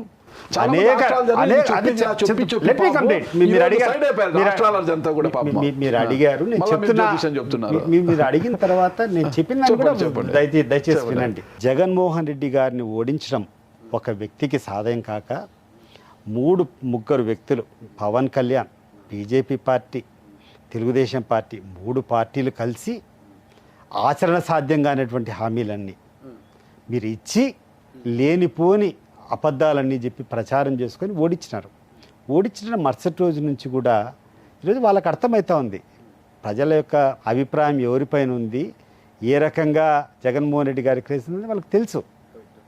సో మీకు ఎవ్వరికి నమ్మకం లేకుండా 100% నేను చెప్తున్నాను, ఎప్పుడు ఎన్నికలు జరిగినా ఇట్ నాట్ బి 2029, 1 సంవత్సరం తర్వాత ఎన్నికలు జరిగినా, 2 సంవత్సరాల తర్వాత ఏదైనా కారణాల తర్వాత ఎన్నికలు జరిగినా కూడా జగన్మోహన్ రెడ్డి గారు మళ్ళా ప్రజల యొక్క అభిమానంతో ఆదరణతో ముఖ్యమంత్రి కావడం ఖాయం. ఈరోజు అధికారం వచ్చినటువంటి ఈ మిత్రపక్షాలు ఎవరైతే కూటముందో ఆచరణ కాని అసత్యాలు అబద్ధాలన్నీ ఆశలన్నీ ప్రజల్లో క్రియేట్ చేసి వచ్చిందే తప్పితే వేరేది కాదు. ఈరోజు మళ్ళా చెప్తున్నాను, మీరు చెప్పినటువంటి హామీలు అన్నీ మా దగ్గర ఉన్నాయి. మీరు ఒకవేళ జగన్మోహన్ రెడ్డి గారు తప్పు చేశారంటే అన్ని హామీలు ఇవ్వాల్సినటువంటి అవసరం ఏముంది? మీరు ఇచ్చేటువంటి హామీలు అమలు చేయండి. మీరు అమలు చేస్తారు, డెఫినెట్గా మీరు అధికారంలోకి వస్తారు. మీరు ఆ హామీల్లో ఏమాత్రం అమలు చేయలేనటువంటి పరిస్థితి ఉంటే 100కి 100 ప్రజల దృష్టిలో మీరు దోషులు అవుతారు. అదొక్కటే. ఇప్పుడు అన్నిటికంటే ముఖ్యము జగన్మోహన్ రెడ్డి గారు అధికారంలో ఉండేటప్పుడు ఏ రకమైనటువంటి కార్యక్రమాలు చేశారు, ఆయన ఓడించేదానికి మీరు ఏమేమి ఆశలు కల్పించారు అంతే. మీరు ఇదే చెప్తారు. ఇసుక గురించి నానా యాగి చేశారు, నానా అక్రమాలు. ఇప్పుడు ఏం జరుగుతుంది? ఇప్పుడు చెప్పండి అన్న, మీరు జగన్ ని దింపేశారు. ల్యాండ్ టైటిలింగ్ విధానంలో వాళ్ళ సొంత భూములకు వాళ్ళ పాస్ పుస్తకాల మీద జగన్మోహన్ రెడ్డి గారు ఫోటో పెట్టుకున్నారు. మా భూములు కూడా జగన్మోహన్ రెడ్డి గారు లాక్కుంటారేమో అని ప్రజలు భయపడ్డారు, జగన్మోహన్ రెడ్డి దింపేశారు. ఇప్పుడు కూడా అంతే, 6 గ్యారంటీస్ ని అమలు చేయకపోతే కూటమి ప్రభుత్వం కూల్చే పని కూడా ప్రజలు పెట్టుకుంటారు. 6 గ్యారంటీస్ ఒకటే కదా నాగరాజు గారు, మీరు 6 గ్యారంటీస్ అనడం లేదు, 600 హామీలు. ఓకే, మీకు ప్రతి సందర్భంలో నేను చూపిస్తాం. అండ్ ఎవరో మాట్లాడేంటి కాదు, చంద్రబాబు నాయుడు గారు వివిధ సందర్భాల్లో వివిధ వ్యక్తులతో మాట్లాడేటప్పుడు ఆయన ఇచ్చినటువంటి హామీలు. Don't be confine to 6. 6 హామీలని మీరు అంటున్నారు, 6 గ్యారంటీలు కాదు. ఆ 6తో పాటు 600 హామీలు. నేను ఒకటి చెప్తున్నా, మీకు క్లిప్పింగ్స్ చూపించిన విలేజ్ గ్రామ నేను తీసుకుని రాలేదు కానీ మీకు చూపిస్తాను. గ్రామ వాలంటీర్ల గురించి అంటే ఈరోజు నేను I did not come prepared. నేను మీరు డౌన్లోడ్ చేసుకుని చెప్తారు. గ్రామ వాలంటీర్ల గురించి ఏం చెప్పాడు చంద్రబాబు నాయుడు, మీరు చెప్పండి. మీకు కూడా అవగాహన ఉంది కదా, క్లోజ్లీ ఫాలోయింగ్. 5,000 కాదు, మీరు చేసే సేవకు 10,000 రూపాయలు. విన్నారా మీరు? విన్నాడు. మరి ఈరోజు ఏం చేశారు? 5,000 కూడా ఇవ్వకుండా వాడు తీసేసావు కదా. Is it not against ethics? 2019లో ఓటమి తర్వాత, జనసేన ఓటమి తర్వాత జనసేనకు 6.7 ఐ థింక్ 1% అటు ఇటు 6.8 ఐ థింక్ 6.7 అనుకుంటా. ఒక్క స్థానమే రాజులు, అది కూడా వైసీపీ లాగేసుకుంది. ఓకేనా? ఏ హోదా ఉందని పవన్ కళ్యాణ్ గారు రాష్ట్రంలో జరుగుతున్న అవినీతి అక్రమాల గురించి కావచ్చు, ప్రజా సమస్యల మీద కావచ్చు, ప్రజల్లో ఉంటూ పోరాటం చేశారు. ఏ హోదాతో పోరాటం చేశారు? ఒక పార్టీ నాయకుడిగా చేశారా? ప్రతిపక్ష నాయకుడిగా చట్టసభలో మాకు ప్రతిపక్ష హోదా ఉందని చేశారా? ఈరోజు ప్రజలు నచ్చి మెచ్చి 100% స్ట్రైక్ రేటుతో 2 ఎంపీలు 21 ఎమ్మెల్యేలు పోటీ చేసి 100% స్ట్రైక్ రేటుతో ఆయనను తీసుకెళ్లి అసెంబ్లీలో కూర్చోబెట్టారు. ఈరోజు డిప్యూటీ సీఎం అయ్యారు. ఇది ఒక అంశం. ఇంకోటి అన్నారు, చాలా ఫాలోయింగ్ ఉంది. ఈరోజు జగన్మోహన్ రెడ్డి గారికి, పవన్ కళ్యాణ్ గారికి తీసుకుంటే చాలా ఫాలోయింగ్ ఉంది, ప్రజల మద్దతు కూడా ఎక్కువ ఉంది అన్నారు. అది కూడా కరెక్టే, జగన్మోహన్ రెడ్డి గారికి ఉంది. ఈరోజు విజయవాడ వరద బాధితులకు సంబంధించి పవన్ కళ్యాణ్ గారు తన వ్యక్తిగతంగా 400 పంచాయతీకి 1,00,000 చొప్పున 4 కోట్లు, 2 రాష్ట్ర ప్రభుత్వాలకు 1 కోటి సీఎం రిలీఫ్ ఫండ్ 6 కోట్లు ఇస్తే, ఇంత మీరు చెప్పిన జనాకర్షణ ఉన్న జగన్మోహన్ రెడ్డి గారు తన పార్టీ నుంచి 1 కోటి రూపాయలు విరాళం ఇచ్చారు. పార్టీ నుంచి పవన్ కళ్యాణ్ గారు ఒక సినీ స్టార్ 6 కోట్లు ఇస్తే జనాకర్షణ ఉన్న జగన్మోహన్ రెడ్డి గారు ₹1 కోటి ఇచ్చారు. ఇక్కడ ఎవరు గొప్ప చెప్పండి? జగన్మోహన్ రెడ్డి గారు ఏవంటే అవి అబద్ధ వాగ్దానాలు చేయలే. క్లియర్గా మేనిఫెస్టోలో కాదంటారా? ఏది మద్యపాన నిషేధము, మద్యపానము విడతల వారీగా నిషేధిస్తాను, ఎన్నికల నాటికి మద్యాన్ని ముట్టుకుంటే షాక్ కొట్టాలి అన్నారు. ఏడగొట్టింది? ప్రజల్ని మోసం చేయడం కదా. అరే విడతల వారీగా మద్య నియంత్రణ చేస్తాను అంటే మా కుటుంబాల్లో వెలుగులు నిండుతాయి, మా భర్తలు తాగుడికి బానిసైన మా భర్తలంతా మారిపోతే మా కడుపులు బాగా నిండుతాయి, మా కుటుంబాల్లో వెలుగు నింపుతాయని ఆశించిన ఆడవారి జీవితాల్లో చీకటి నింపలేదా మీ ప్రభుత్వము? ₹100 తప్పులు జరగలేదనేటువంటి విషయం నేను చెప్పను. ఓకే, తప్పులు జరగలేదు అని చెప్పి వాదించేంత మూర్ఖుని కూడా కాదు. డెఫినెట్గా పాలన విషయంలో కొన్ని తప్పులు జరిగాయి. ఆ తప్పుల కంటే ఎక్కువ దాన్ని క్రియేట్ చేయడం కూడా జరిగింది. ఇప్పుడు తప్పులు చేయడం ఒకటి, తప్పులు చేయకుండా క్రియేట్ చేయడం ఒకటి. నేను ఒకటి అడుగుతున్నాను, మీకు తెలుసన్నా, మీరు పత్రికా రంగంలో ఉన్నారు, మీరు ప్రతి ఒక్క విషయం తెలుస్తుంది. ఎక్సైజ్ పాలసీలో చంద్రబాబు నాయుడు గారు డబ్బులు దండుకోలేదా? మీకు అన్ని విషయాలు తెలుసు, రికార్డ్ కొన్ని మనం మాట్లాడచ్చు, కొన్ని మాట్లాడకూడదు. కానీ నేను ఒక స్ట్రైట్ పాయింట్ నేను అడుగుతున్నాను. జగన్మోహన్ రెడ్డి గారు వాళ్ళ ప్రభుత్వంలోనే ఆదాయాలు తీసుకున్నారా, లేకుంటే అంత ముందున్నటువంటి ప్రభుత్వాల్లో, చంద్రబాబు నాయుడు గారు ఉన్నటువంటి ప్రభుత్వంలో ఈ అబ్కారీ విధానంలో, ఈ యొక్క లిక్కర్ పర్చేస్ విధానంలో డబ్బులు సంపాదించలేదా? ప్రతి ఒక్కడు ప్రభుత్వం నడిపేటప్పుడు కొన్ని వనరులు కావాలి. సొంత వారికి డిస్టిలరీలు కట్టిపెట్టి సొంత బ్రాండ్లు తయారు చేసి ఏపీలోకి వచ్చిన వారు మద్యం తాగాలంటే అడలితి వాయమో ఏపీ మద్యం మాకొద్దురా బాబు, ఎందుకు భూమి బీరు, ప్రెసిడెంట్ మెడలు, గోల్డ్ మెడలు, 3 క్యాపిటల్స్, ఇదేంది మందురా బాబు అనే పరిస్థితి. మంచి brand చూస్తామంటే only J brands.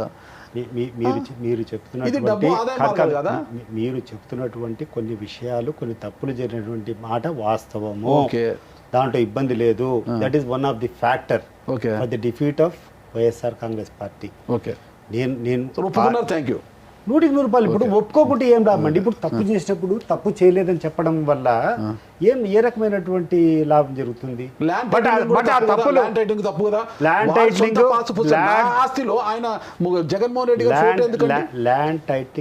Titling act is a very good act. Okay, నేను ఒక రైతును, నేను కూడా చెప్తున్నాను. బట్ దాన్ని ప్రజల్లోకి తీసుకొని పోయినటువంటి విధానం తప్పుగా పోయింది. ఏ రకంగా అయితే కొంతమంది కూర్చొని ఆయన మెప్పు పొందాలని చెప్పి, జగన్మోహన్ రెడ్డి గారి మెప్పు పొందాలని చెప్పి ఆ ఫోటో పెట్టాలనుకోవడము, లేకుంటే అది చేయాలనుకోవడము, ప్రజల్లో కన్ఫ్యూజన్ క్రియేట్ చేయాలనుకోవడము, అది రాంగ్గా పోయింది. ఎవరో చెప్తే జగన్మోహన్ రెడ్డి గారు ఎలా ఫాలో అవుతారు? రాష్ట్ర ముఖ్యమంత్రిగా ఆ మాత్రం ఆలోచించారా? మీరు ఒక రైతు కదా, మీ పాస్ పుస్తకంలో జగన్మోహన్ రెడ్డి గారి ఫోటో పెడితే మీరు ఒప్పుకుంటారా? తప్పేముంది? ఆయన ప్రభుత్వం ఇస్తున్న సంక్షేమ పథకం కాదు ఫోటో పెట్టుకోవడానికి. సార్ ఒక్కటి, ప్రభుత్వం ఇచ్చే జగనన్న కాలనీలో కావచ్చు, ప్రభుత్వం ఇచ్చే సంక్షేమ పథకాలకి ముఖ్యమంత్రి గారి ఫోటో పెట్టుకోవచ్చు. మీ సొంత ఆస్తికి ప్రభుత్వం ఇచ్చే పట్టాదారు ముఖ్యమంత్రి ఫోటో పెట్టడమో, లేకుంటే ప్రభుత్వ సింబల్ పెట్టడమో. ఇప్పుడు నా ఆస్తి అయినా కూడా ప్రభుత్వ సింబల్ వేస్తుందా? ప్రభుత్వం రాజముద్ర వేస్తుందా? రాజముద్ర వేదంటే గెజిట్, ఇది నీ ఆస్తి, ప్రభుత్వం గుర్తించింది. వాళ్ళ ఆస్తి మా ఆస్తి అని చెప్పామా? జగన్మోహన్ రెడ్డి ఆస్తి అని చెప్పారా? కస్టోడియన్ ముఖ్యమంత్రిగా, ప్రభుత్వం దానికి కస్టోడియన్ మాత్రం ముఖ్యమంత్రిగా, వాళ్ళ ఆస్తులకు కాదు. ₹100 ఉద్దేశంలో ఎటువంటి తప్పు లేదు. Land titling act is the best act. ఈ రోజు కూడా నేను చెప్తున్నాం, ఈ రోజు కూడా మేము నమ్ముతున్నాం. బెస్ట్ ఐడియా నేను చెప్తున్నా కదా. దాంట్లో జరిగినటువంటి ఈ లొసుగులు కొన్ని, మీరు ఇప్పుడు దాంట్లో ఏం పెద్ద తప్పు నాకు అర్థం కావడం లేదు. దాన్ని క్రియేట్ చేసి కొంతమంది ఆయన ఫోటోలు పెట్టుకుంటున్నాడు, మీ ఆస్తి ఆయన్నే తీసుకుంటాడు, ఈ ఆస్తి అంతా తీసుకుని పోయి తాకట్టు పెడతాడు, ఈ రకంగా చెప్పడం జరిగింది. అసలు ల్యాండ్ టైటిలింగ్ యాక్ట్ అనేది ఈ ఎనాక్ట్మెంట్ పార్లమెంట్లో ఈ రోజు కూర్చున్నటువంటి బీజేపీ ప్రభుత్వం దిస్ ద బెస్ట్ యాక్ట్ అని చెప్పి సర్టిఫై చేసింది. విమర్శలు మన ఏపీలోనే వచ్చాయి. అదే చెప్తున్నా కదా. ఇప్పుడు మేము సమర్థవంతంగా ఒక విధంగా అమలు చేస్తే మన ఏపీలోనే కదా మరో రకంగా అమలు చేశారు. నా తండ్రి ఫోటో ఉండాలి కానీ జగన్మోహన్ రెడ్డి గారి ఫోటో ఉండాలని చెప్తున్నా కదా. కొన్ని తప్పు సలహాలు, ఇప్పుడు ఆ రకంగా ఎటువంటి ఫీలింగ్ అదే గాన పెట్టకుండా ఉంటే ఎటువంటి ప్రాబ్లం లేదు. ఎలక్షన్స్ కు ముందు చంద్రబాబు నాయుడు గారు ఎక్కడ గెలిచిపోతారనే ఉద్దేశంతో 74 ఏళ్ల వయసున్న వృద్ధుడు అనుకో చంద్రబాబు నాయుడు గారిని ఒక మూడు సార్లు ముఖ్యమంత్రిగా పనిచేసిన అనుభవం ఆయనని తీసుకెళ్లి ఐ థింక్ 50 రోజుల పైగానే 51-57 రోజులు ఆయన జైల్లో పెట్టారే, మహాపాపం కదా అది. రాజకీయాలు నాకు కొత్త కాదు, మీకు కాదు, మీకు కొత్త కాదు. నేను జర్నలిస్ట్, అంటే రాజకీయాలు 24 గంటలు జర్నలిస్ట్ గా రాజకీయం కొత్త కాదు. అదే నేను చెప్పేది. అంటే రాజకీయ నాయకులతో, రాజకీయ కార్యక్రమాలతో మీకు కొత్త కాదు అది వాస్తవం. జగన్మోహన్ రెడ్డి గారి వయసు రాజశేఖర రెడ్డి గారు చనిపోయినప్పుడు ఎంత 35-36 ఏళ్ళు ఉంటాయి. తండ్రి చనిపోయాడు, ఒక గొప్ప నాయకుడు చనిపోయాడు. ఏ రకంగా చంద్రబాబు నాయుడు గారు బిహేవ్ చేశారు, ఏ రకంగా కాంగ్రెస్ పార్టీ బిహేవ్ చేసింది, ఒక్కసారి ప్రతి ఒక్కరు కూడా ఒకసారి పరిశీలించుకోవాలి. నిజంగా ఈ మాటలు చెప్పేటప్పుడు కళ్ళలో నీళ్ళు తిరుగుతున్నాయి. 36 ఇయర్స్ వయసులో ఉన్నటువంటి ఒక తండ్రి చనిపోయినటువంటి బిడ్డ దగ్గర అమానుషంగా కూర్చొని అవినీతి చేశాడు, అక్రమాలు చేశాడు అని చెప్పి 18 నెలలు జైల్లో పెట్టారే. నేను అడుగుతున్నా ఈరోజు చంద్రబాబు నాయుడు గారిని, లోకేష్ను, మిమ్మల్ని ఎన్ని వందల సంవత్సరాలు జైల్లో పెట్టాలా, లేకుంటే గుండె విప్పి గుండె విప్పి మీరు చెప్పండి, అవినీతి కార్యక్రమాలు మీరు చేయలేదా? తెలుగుదేశం పార్టీ అవినీతికి దూరంగా ఉందా? లోకేష్ గారు, చంద్రబాబు నాయుడు గారు అవినీతి తావులేనటువంటి పరిపాలన చేశారా? ఆత్మశుద్ధి చేసుకొని చెప్పండి. మీలో అవినీతి ఉండేటప్పుడు, ఈ రాష్ట్రంలో, ఈ దేశంలో ఉన్నటువంటి ప్రతి ఒక్క పార్టీలో అవినీతి ఉండేటప్పుడు, అవినీతి ఈజ్ పార్ట్ ఆఫ్ గవర్నమెంట్ అనేటప్పుడు ఒక వ్యక్తిని తీసుకొని 36 సంవత్సరాల వయసులో ఉన్నటువంటి తండ్రి చనిపోయినటువంటి వ్యక్తిని తీసుకొని 18 నెలలు మీరు చేసినటువంటి క్రూరమైనటువంటి చేష్టలు బాధకరంగా లేవా? చట్టసభల్లో కాదు, 75 సంవత్సరాలు ప్రభుత్వాన్ని అంతా అనుభవించి డబ్బులన్నీ సంపాదించుకొని ముసలి వైపులో నీకు ఒక 40-50 రోజులు జైల్లో ఉండాలంటే నీకంత బాధ ఉండేటప్పుడు 36 సంవత్సరాల్లో తండ్రి చనిపోయినటువంటి బాధలో ఉండేటువంటి వ్యక్తుల్ని కూర్చొని ఆయన పాపులారిటీని తట్టుకోలేక, జనంలో ఆయనకు ఉన్నటువంటి సపోర్ట్ తట్టుకోలేక, ఆయన వస్తే మీకు ఎక్కడే కానీ స్థానం ఉండదని చెప్పి మీరు పడినటువంటి కుట్రలు, కాంగ్రెస్ పార్టీ, తెలుగుదేశం పార్టీ పడుకొని ఆయన మీద పడినటువంటివి, ఇవన్నీ కరెక్టా? సతీష్ గారు ఒక్క నిమిషం, నేను కూడా ఒప్పుకుంటా. ప్రభుత్వము తీసుకున్న విధానపరమైన అంశాలను అప్పటి వరకు చట్టసభల్లో లేని జగన్మోహన్ రెడ్డి గారికి ఆపాదించి ఆ పైన కేసులు పెట్టి లోపల పెట్టడం తప్పే. అది చట్టం చూసుకుంటుంది, చట్టం చూసుకుంటుంది. కానీ ఈరోజు 74 ఏళ్ల వయసున్న చంద్రబాబు నాయుడు గారిని అకారణంగా ఏదో స్కిల్ డెవలప్మెంట్ కేసు అని, ఆ కేసులో బెయిల్ వస్తుందని, లిక్కర్ పాలసీ మీద మళ్ళా అనవసరమైన ఒక కేసు పెట్టించి బెయిల్ వస్తే బయటకు వస్తాడని మళ్ళీ ఇంకొక కేసు పెట్టించి ఆయన జైల్లోనే మగ్గేలా చేయడం ఎంతవరకు కరెక్ట్? రాజకీయ క్షేత్రంలో తేల్చుకోవాలి కానీ జైల్లోకి పంపించడం, నిన్ను పంపించారు కదా, నన్ను పంపించారు కదా, నేను పంపించాలనే కసి పెట్టుకుంటే ఎలా మార్పు వస్తుంది? నువ్వు చేసావు, నేను చేశాను అనేది కాదు. నువ్వు చేసావు, ఓకే, నువ్వు నన్ను చేసావు, చట్టం చూసుకుంటుంది, ప్రజలు చూసుకుంటారు. సరే, నువ్వు ప్రజాక్షేత్రంలో నాతో తలపడి అనుకోవాలి కానీ చంద్రబాబు నాయుడు గారిని లోపల పెట్టడం అనేది ఎంతవరకు కరెక్ట్ అంటారు? 100కి 100 రూపాయలు మనం అందరం కూడా ఆలోచన చేయాల్సింది, నిజాయితీగా ఆలోచన చేయాలి. రాజకీయాలు నడపడం, అవినీతి లేకుండా నడపడం సాధ్యమవుతుందా? ఈరోజు ఏదైనా పార్టీ లెట్ మీ కంప్లీట్. మీరు ఒకసారి మీరు ప్రశ్న ఇచ్చిన తర్వాత దయచేసి నేను చెప్పినంత వరకు ఓపిక విన్నారు.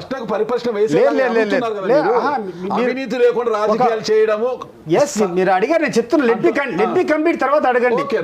మీరు అడిగారు, నేను చెప్పిన తర్వాత, నేను కంప్లీట్ చేసిన తర్వాత మళ్ళీ మీరు సప్లిమెంట్స్ ఎన్నైనా మీరు చెప్పండి.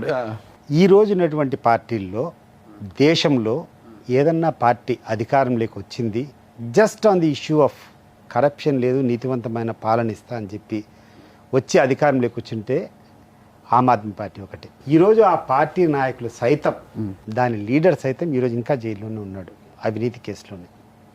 అంటే అవినీతి జరగకుండా ఈ యొక్క ఎలక్షన్స్లో పార్టిసిపేట్ చేయడం ఇబ్బందికరమైనటువంటి పరిస్థితులు ఉండేటప్పుడు అధికారంలో కానీ రాజకీయాలు చేసే ప్రతి ఒక్క పార్టీకి కొన్ని వనరులు సమకూర్చడం అవసరమైపోయింది. ప్రతి ఒక్క పార్టీ ఈ పార్టీ ఆ పార్టీ అనేది కాదు, అన్ని పార్టీల్లో కూడా అవినీతి అనేది ఉండేదనేది వాస్తవం.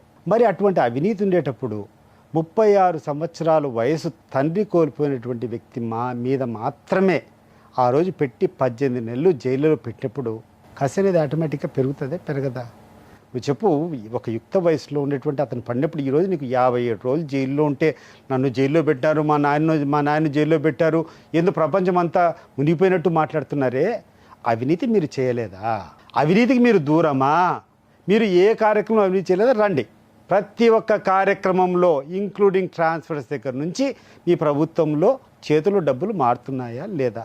గతంలో జరిగాయి, ఇప్పుడు జరుగుతున్నాయి. గతం పక్కన పెట్టు, ఈ గడిచిన 3 నెలల్లోంచి చెప్పండి, ఏ కార్యక్రమం అవినీతి లేకుండా జరుగుతుంది? ఏ కార్యక్రమంలో మీరు కూర్చొని డబ్బులు లేకుండా జరుగుతుంది? ఏ కాంట్రాక్టులు డబ్బులు లేకుండా పోతుండే? ఏ లీడరు ఈరోజు కూర్చున్నటువంటి స్థానికంగా మీరు కూర్చొని మాట్లాడితే ఎంత దారుణంగా తయారైపోయిందంటే స్థానికంగా ఉన్నటువంటి కొత్తగా గెలిచినటువంటి నాయకులు ఇది మా ఏరియా, ఈ ఏరియాలో జరిగే ప్రతి ఒక్కరూ మా కప్పం కట్టాలనేటువంటి విషయం. మీరు ఒకసారి జిల్లాలోకి పోండి, నియోజకవర్గాల్లో పోయి కూర్చొని మాట్లాడండి. వ్యాపారస్తులు సైతం ఇంతకుముందు ఎప్పుడూ లేదు. ఏదన్నా కూర్చొని ఉంటే గవర్నమెంట్ దగ్గర ఏదైనా లాభం పొందేవాడు కూర్చొని ఇచ్చేవాడు, కానీ అన్నటువంటి రియల్ ఎస్టేట్ వాడు చేస్తే నాకు కప్పం కట్టాలి, బ్రాందీ షాపులు ఉంటే కప్పం కట్టాలి, వ్యాపారం చేసుకుంటే కప్పం కట్టాలి. ఈ రకంగా భయానకరమైనటువంటి వాతావరణం. ఈ కారణం చాలు ఈరోజు మళ్ళా చంద్రబాబు నాయుడు గారు ఓడించేదానికి మీరు స్థానికంగా పోయి మాట్లాడి మీకు తెలుస్తుంది. నేను చెప్పేది కాదు. పులివెందుల్లో మీరు చూసారో లేదో 2 లోడ్ల లిక్కర్ దొరికింది. ఏ ధైర్యంతో దొరికింది? ప్రభుత్వంలో అంత నిజాయితీ ఉండి ప్రభుత్వం చాలా కట్టుదిట్టంగా వాళ్ళ యొక్క పనులు అమలు చేసినట్టయితే పులివెందుల్లో ఈరోజు ఏ ధైర్యంతో 2 లారీ లోడ్ల మద్యం దొరికింది మీరు చెప్పండి నాకు. అన్ని ప్రాంతాల్లో ఏదైతే డంపులు ప్రభుత్వం తీసుకొని పోయి డంపులు చేశారో ఆ డంపులంతా దోచేసుకున్నారు. ఇది మా హక్కు అన్నట్లు ఎవరు మాట్లాడుతున్నారు దీంట్లో? కాబట్టి అవినీతి విషయంలో జగన్మోహన్ రెడ్డి గారిని టార్గెట్ చేయడము, అతన్ని లోపల పెట్టడము మానసికంగా ఒక రకమైనటువంటి బాధ అనుభవించినాడు. కాబట్టి వీళ్ళకు కూడా చెప్పాలా, వీళ్ళ అవినీతి పనులు కాదు. తప్పు చేసి ఉంటే గవర్నమెంట్ వచ్చినట్టు చర్యలు తీసుకోవచ్చు కదా. ఇప్పుడు చంద్రబాబు నాయుడు గారు అధికారంలోకి వచ్చి రాగానే మద్యం దాని పాలసీ మీద ఆయన చర్యలు తీసుకున్నారు. సిఐడి దాడులు జరిగే వాసుదేవరెడ్డి గారి ఇంటి మీద ఏపీ బెవరేజ్ ఎండి, మాజీ ఎండి సిఐడి దాడులు జరిగారు. రికార్డుల స్వాధీనం, ఆయన అరెస్టుకు రంగం సిద్ధం. అవి జరుగుతున్నాయి స్టార్టింగ్లోనే, ఎలక్షన్స్కు ముందు కాదు. 4.5 సంవత్సరం కాలయాపన చేసి 4.5 సంవత్సరం అయిపోయిన తర్వాత ఎలక్షన్స్కి ముందు చంద్రబాబు నాయుడు గారిని తీసుకెళ్ళి బోన్లో పెట్టడం ఏంటి? చంద్రబాబు నాయుడు గారికి జగన్మోహన్ రెడ్డి గారికి ఉన్నటువంటి వ్యత్యాసం ఏంటంటే చంద్రబాబు నాయుడు గారికి చాలా అపారమైనటువంటి అనుభవం ఉంది. తప్పు చేయాలన్నా కూడా తప్పు చేసే విధానంలో అతను ఇరుక్కోకుండా అతను తీసుకోవాల్సినటువంటి జాగ్రత్తలన్నీ తీసుకొని అవినీతి చేసుకుంటా పోతారు. ఇప్పుడు ఆయన ఏ తప్పు చేయాలన్నా కూడా తన మీదికి రాకుండా అతన్ని ఎక్కడే కానీ ఇబ్బంది పెరగకుండా దాన్ని ఒక క్యాబినెట్ డెసిషన్ గానో ఇంకోటి గానో ఆ తీసుకునే అనుభవం అతను ఉంది కాబట్టి చేశారు. జగన్మోహన్ రెడ్డి గారికి వచ్చేటప్పటికి అనుభవం తక్కువ. ఆ తర్వాత వ్యక్తిగతంగా కూడా జగన్మోహన్ రెడ్డి గారిలో ఇంకా పరిపక్వం రావాల. ఆయన యొక్క ఆశయాలు కానీ మనసు మాత్రం వెన్న. నేను చాలా దగ్గరగా ఇటీవల ఈ 4-5 నెలల్లో నేను గమనించింది ఏంటంటే ఆయన మనసులో ఎప్పుడు కూడా పేదవాళ్ళకి ఏ రకంగా మేలు చేయాలా, ఈ సమాజంలో ఉన్నటువంటి అట్టడుగున వారికి ఏ రకంగా ఆదుకోవాలా, వాట్ ఈస్ ద ప్రియారిటీ అనేది ఉంది. ఇంకా అతనిలో పరిపక్వం రావాలా, మార్పులు రావాలా, ఆ యొక్క అడ్మినిస్ట్రేషన్ చేసేటువంటి విధానంలో, ఆ తర్వాత కమ్యూనికేట్ చేసేటువంటి విధానంలో కూడా మార్పులు తీసుకొని రావాలి. ఐ థింక్ బహుశా ఈ 5 ఏళ్లలో కూడా ఆయన ఒక పరిపక్వమైనటువంటి నాయకుని చూసేదానికి అవకాశం ఉంటుంది. బట్ ఆశయం అయితే చాలా గొప్పది. మీరు గమనించండి, చుట్టూ ఉన్న కోటరీ అది మారనివ్వడం లేదు. ఎంతసేపు ఉన్న సజ్జల రామకృష్ణారెడ్డి గారు కావచ్చు, వ్యక్తిగతంగా విజయసాయి రెడ్డి గారి గురించి ఆరోపణలు వస్తూనే ఉన్నాయి కదా. మొట్టమొదటగా జగన్మోహన్ రెడ్డి గారు ప్రజల్లోకి ఎక్కువగా పోయేటువంటి ఆలోచన, 10 మంది 360 డిగ్రీస్ ఉన్నటువంటి అభిప్రాయాలు తీసుకోవాల్సినటువంటి అవసరం ఉంది. ఏ రోజైతే జనాలకు లీడర్లకు అందరికీ దూరంగా ఉంటామో వాళ్ళ యొక్క అభిప్రాయాలు మనకు స్పష్టంగా చెప్పేదానికి అవకాశం ఉండదు. ఆయనకు ఉన్నటువంటి అనుభవం తక్కువ కాబట్టి, ఇంకా పరిపక్వం రాలేదు కాబట్టి ఆయనకు ఆ రకమైనటువంటి ఆలోచన లేదు. బహుశా ఈ 4-5 సంవత్సరాల్లో ఆయనటువంటి శైలి మారవచ్చు. తప్పకుండా జనం దగ్గరికి పోవడం కానీ, లేకుంటే యాక్సెసిబిలిటీ విత్ పబ్లిక్ పెరిగినప్పుడు పబ్లిక్లో ఉన్నటువంటి పల్స్ అంతా కూడా తెలియవచ్చు. మీరు చెప్పినటువంటి ప్రధానమైన కారణము చాలా ఇష్యూస్ ఆయనకు తెలిసినట్లేవు. నేను అంత ఇటీవల 4-5 సందర్భాల్లో మాట్లాడినప్పుడు చాలా ఇష్యూస్లో ఆయనకున్నటువంటి ఐడియా వేరు, ప్రజల్లో ఉన్నటువంటి అభిప్రాయం వేరు. ఎక్కడే కానీ కొసగడం లేదు. ఆ తర్వాత కమ్యూనికేషన్ ఏదైతే ఈయన మీద వచ్చేటువంటి ఆరోపణలు కానీ ఇంకొకటి కానీ ఈయన తిరిగి కమ్యూనికేట్ చేసేటువంటి విధానం చాలా తగ్గు స్థాయిలో ఉంది.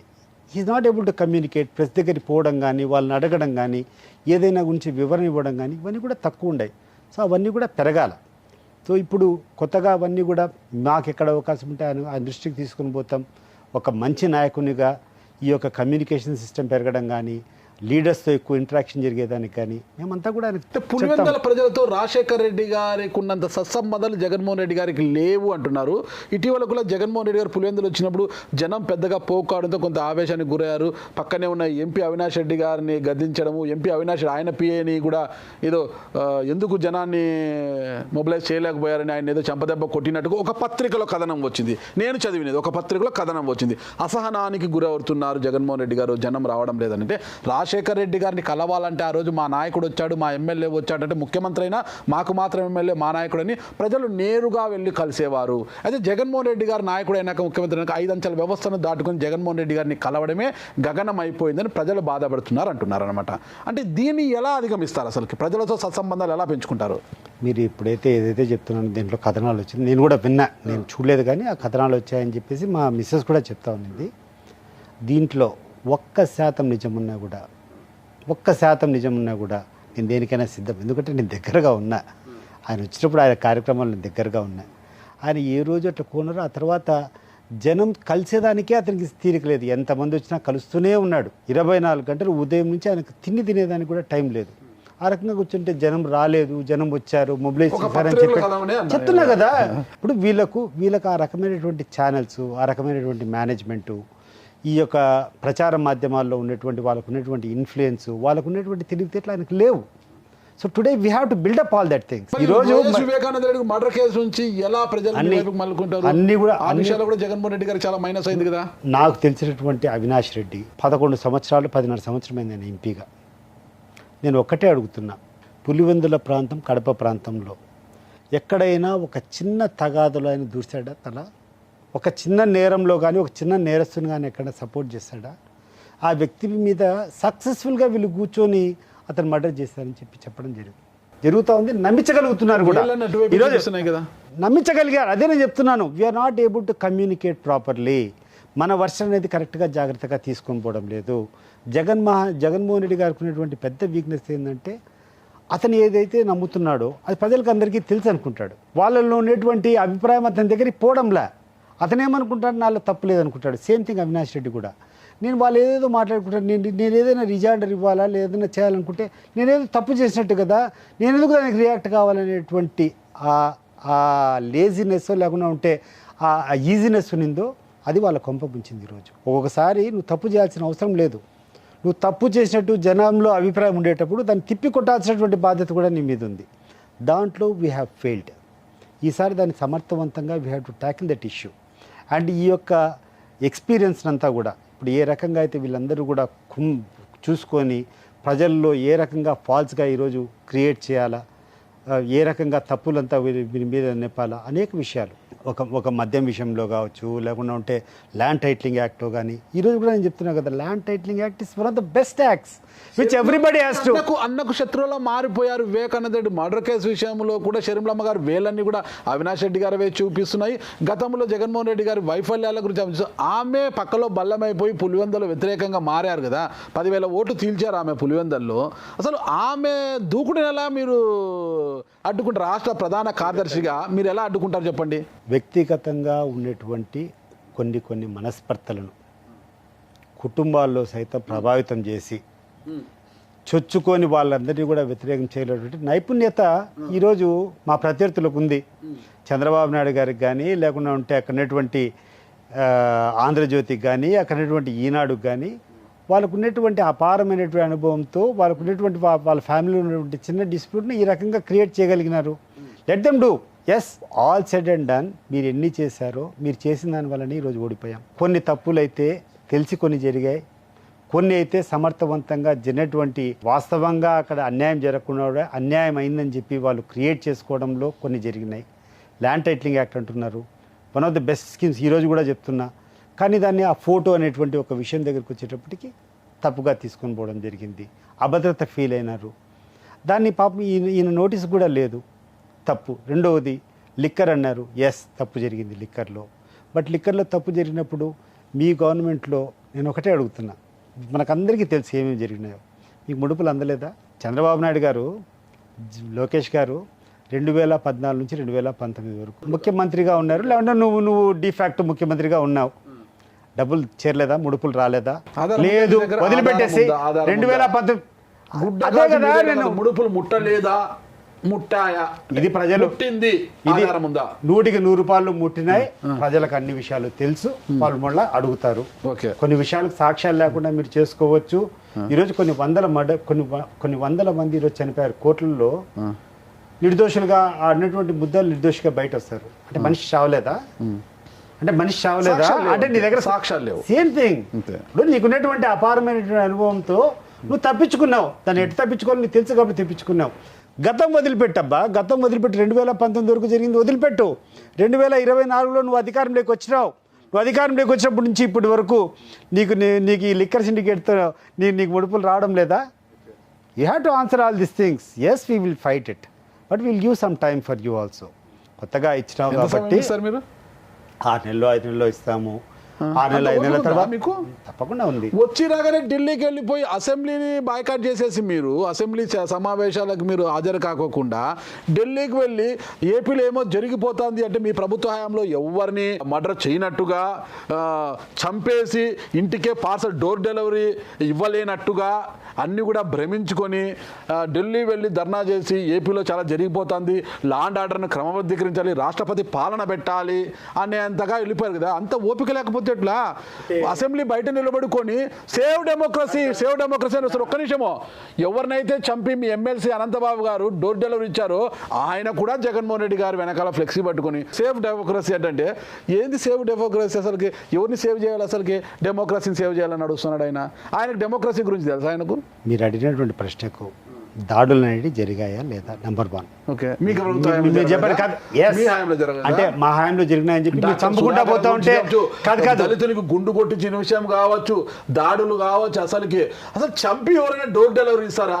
మీ పార్టీ నిజంగా సేవ్ డెమోక్రసీ అనాలంటే అతన్ని వెంటనే పార్టీ నుంచి బహిష్కరించాలా, ఎమ్మెల్సీ పదవి నుంచి పీకి అవతల పడేసిండాలా. ఏమన్నా చేశారా మీరు? ఏమీ చేయలేదు, నెత్తిని పెట్టుకున్నారు. ఈరోజు ఆయన వచ్చి ప్లకార్డు పెట్టుకుని సేవ్ డెమోక్రసీ అని అరుస్తున్నాడు. ఏంది సార్ ఇది?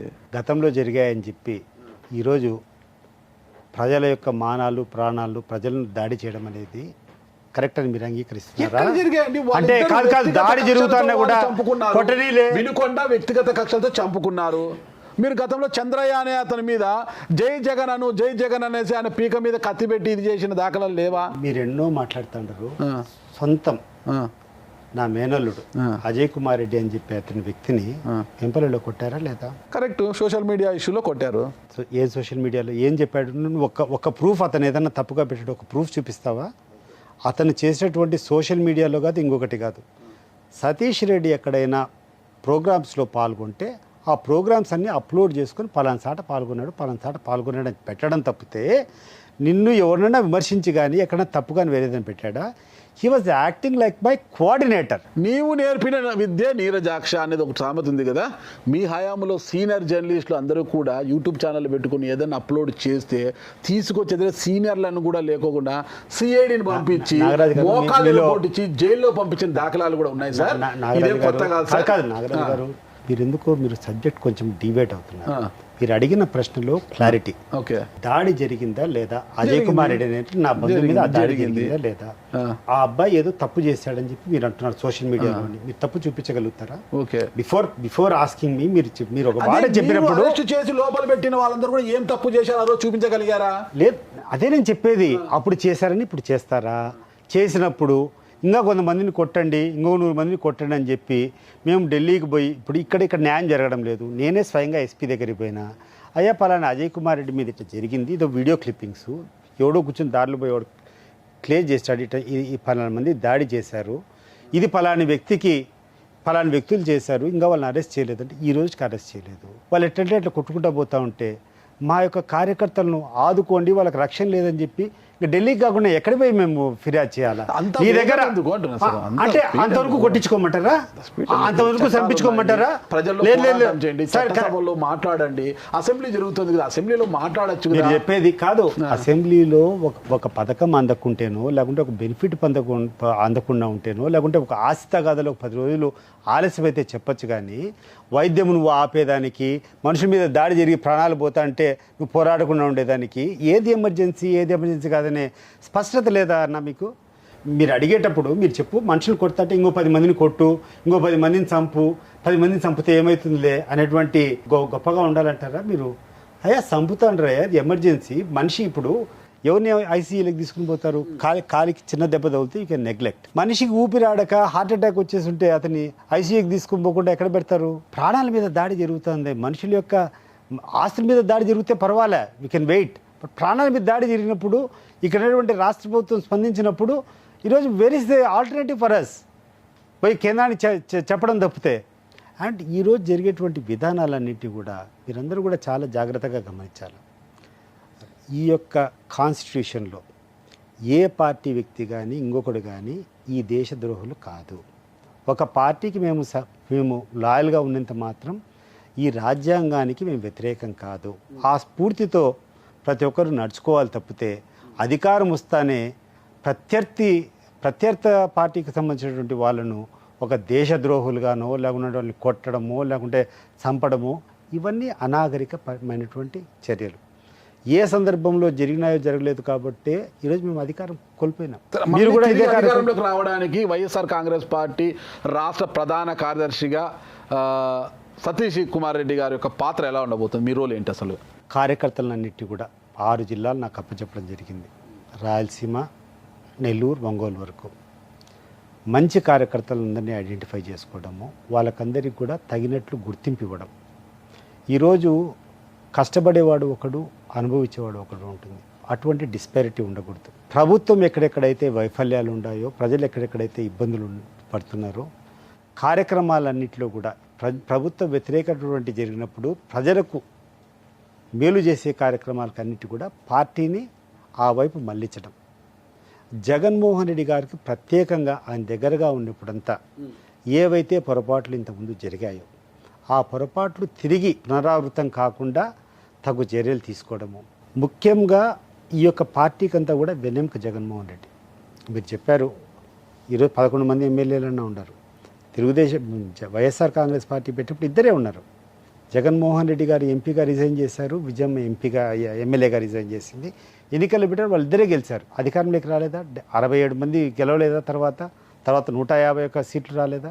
ఈరోజు ఆయన తీసుకునేటువంటి కార్యక్రమాలు అధికారంలో ఉండేటప్పుడు ముఖ్యంగా అట్టడుగునటువంటి ప్రజలకు ఆయన ఇచ్చినటువంటి సేవ ఎక్కడ చూసినా చర్చనీయాంశమే.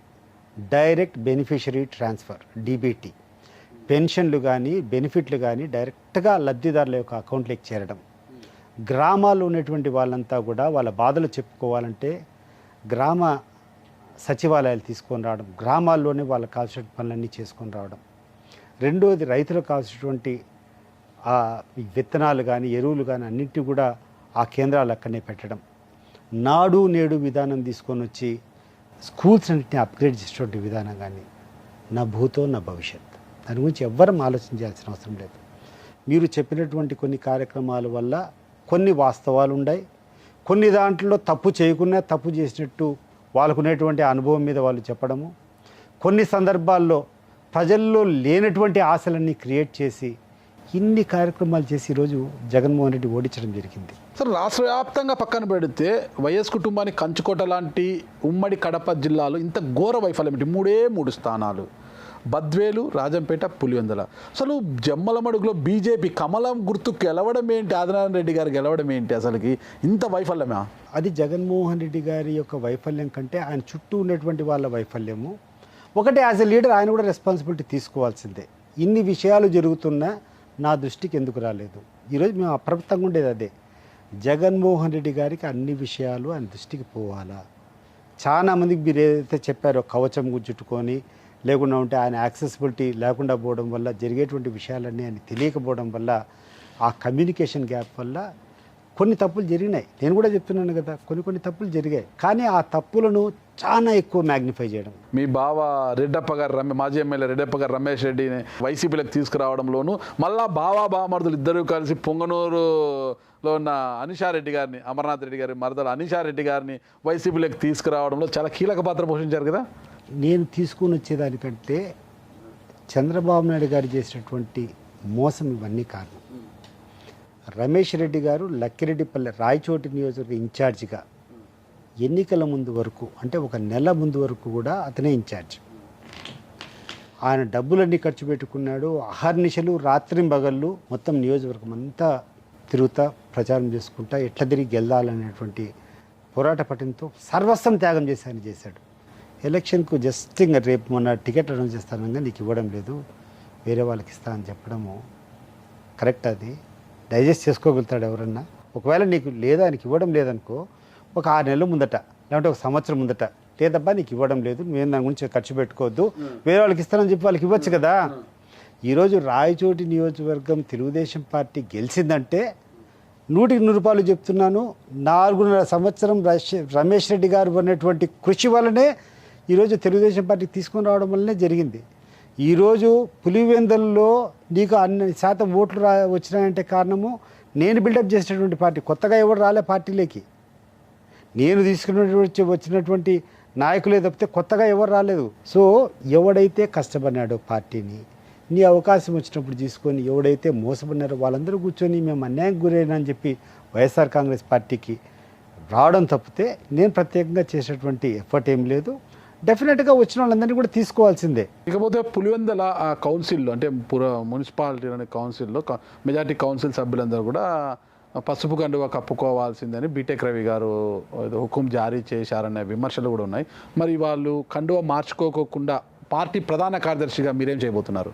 అన్ని రకాలుగా లీడర్లతో పిలుస్తాం, మాట్లాడతాం. ఆడ జరిగినటువంటి కొన్ని ప్రాబ్లమ్స్ ఉన్నాయి, వీటికి వీలైనంత, ఎందుకంటే దెర్ ఈస్ అ గ్యాప్ కొంచెం పార్టీకి, పార్టీ నాయకత్వానికి, అక్కడటువంటి స్థానిక లీడర్లు కూడా మీరు ఏదైతే చెప్తారో యాక్సెసిబిలిటీ అనేది అంటే అందుబాటులో ఉండడం అనేది కొంచెం తక్కువ జరిగింది.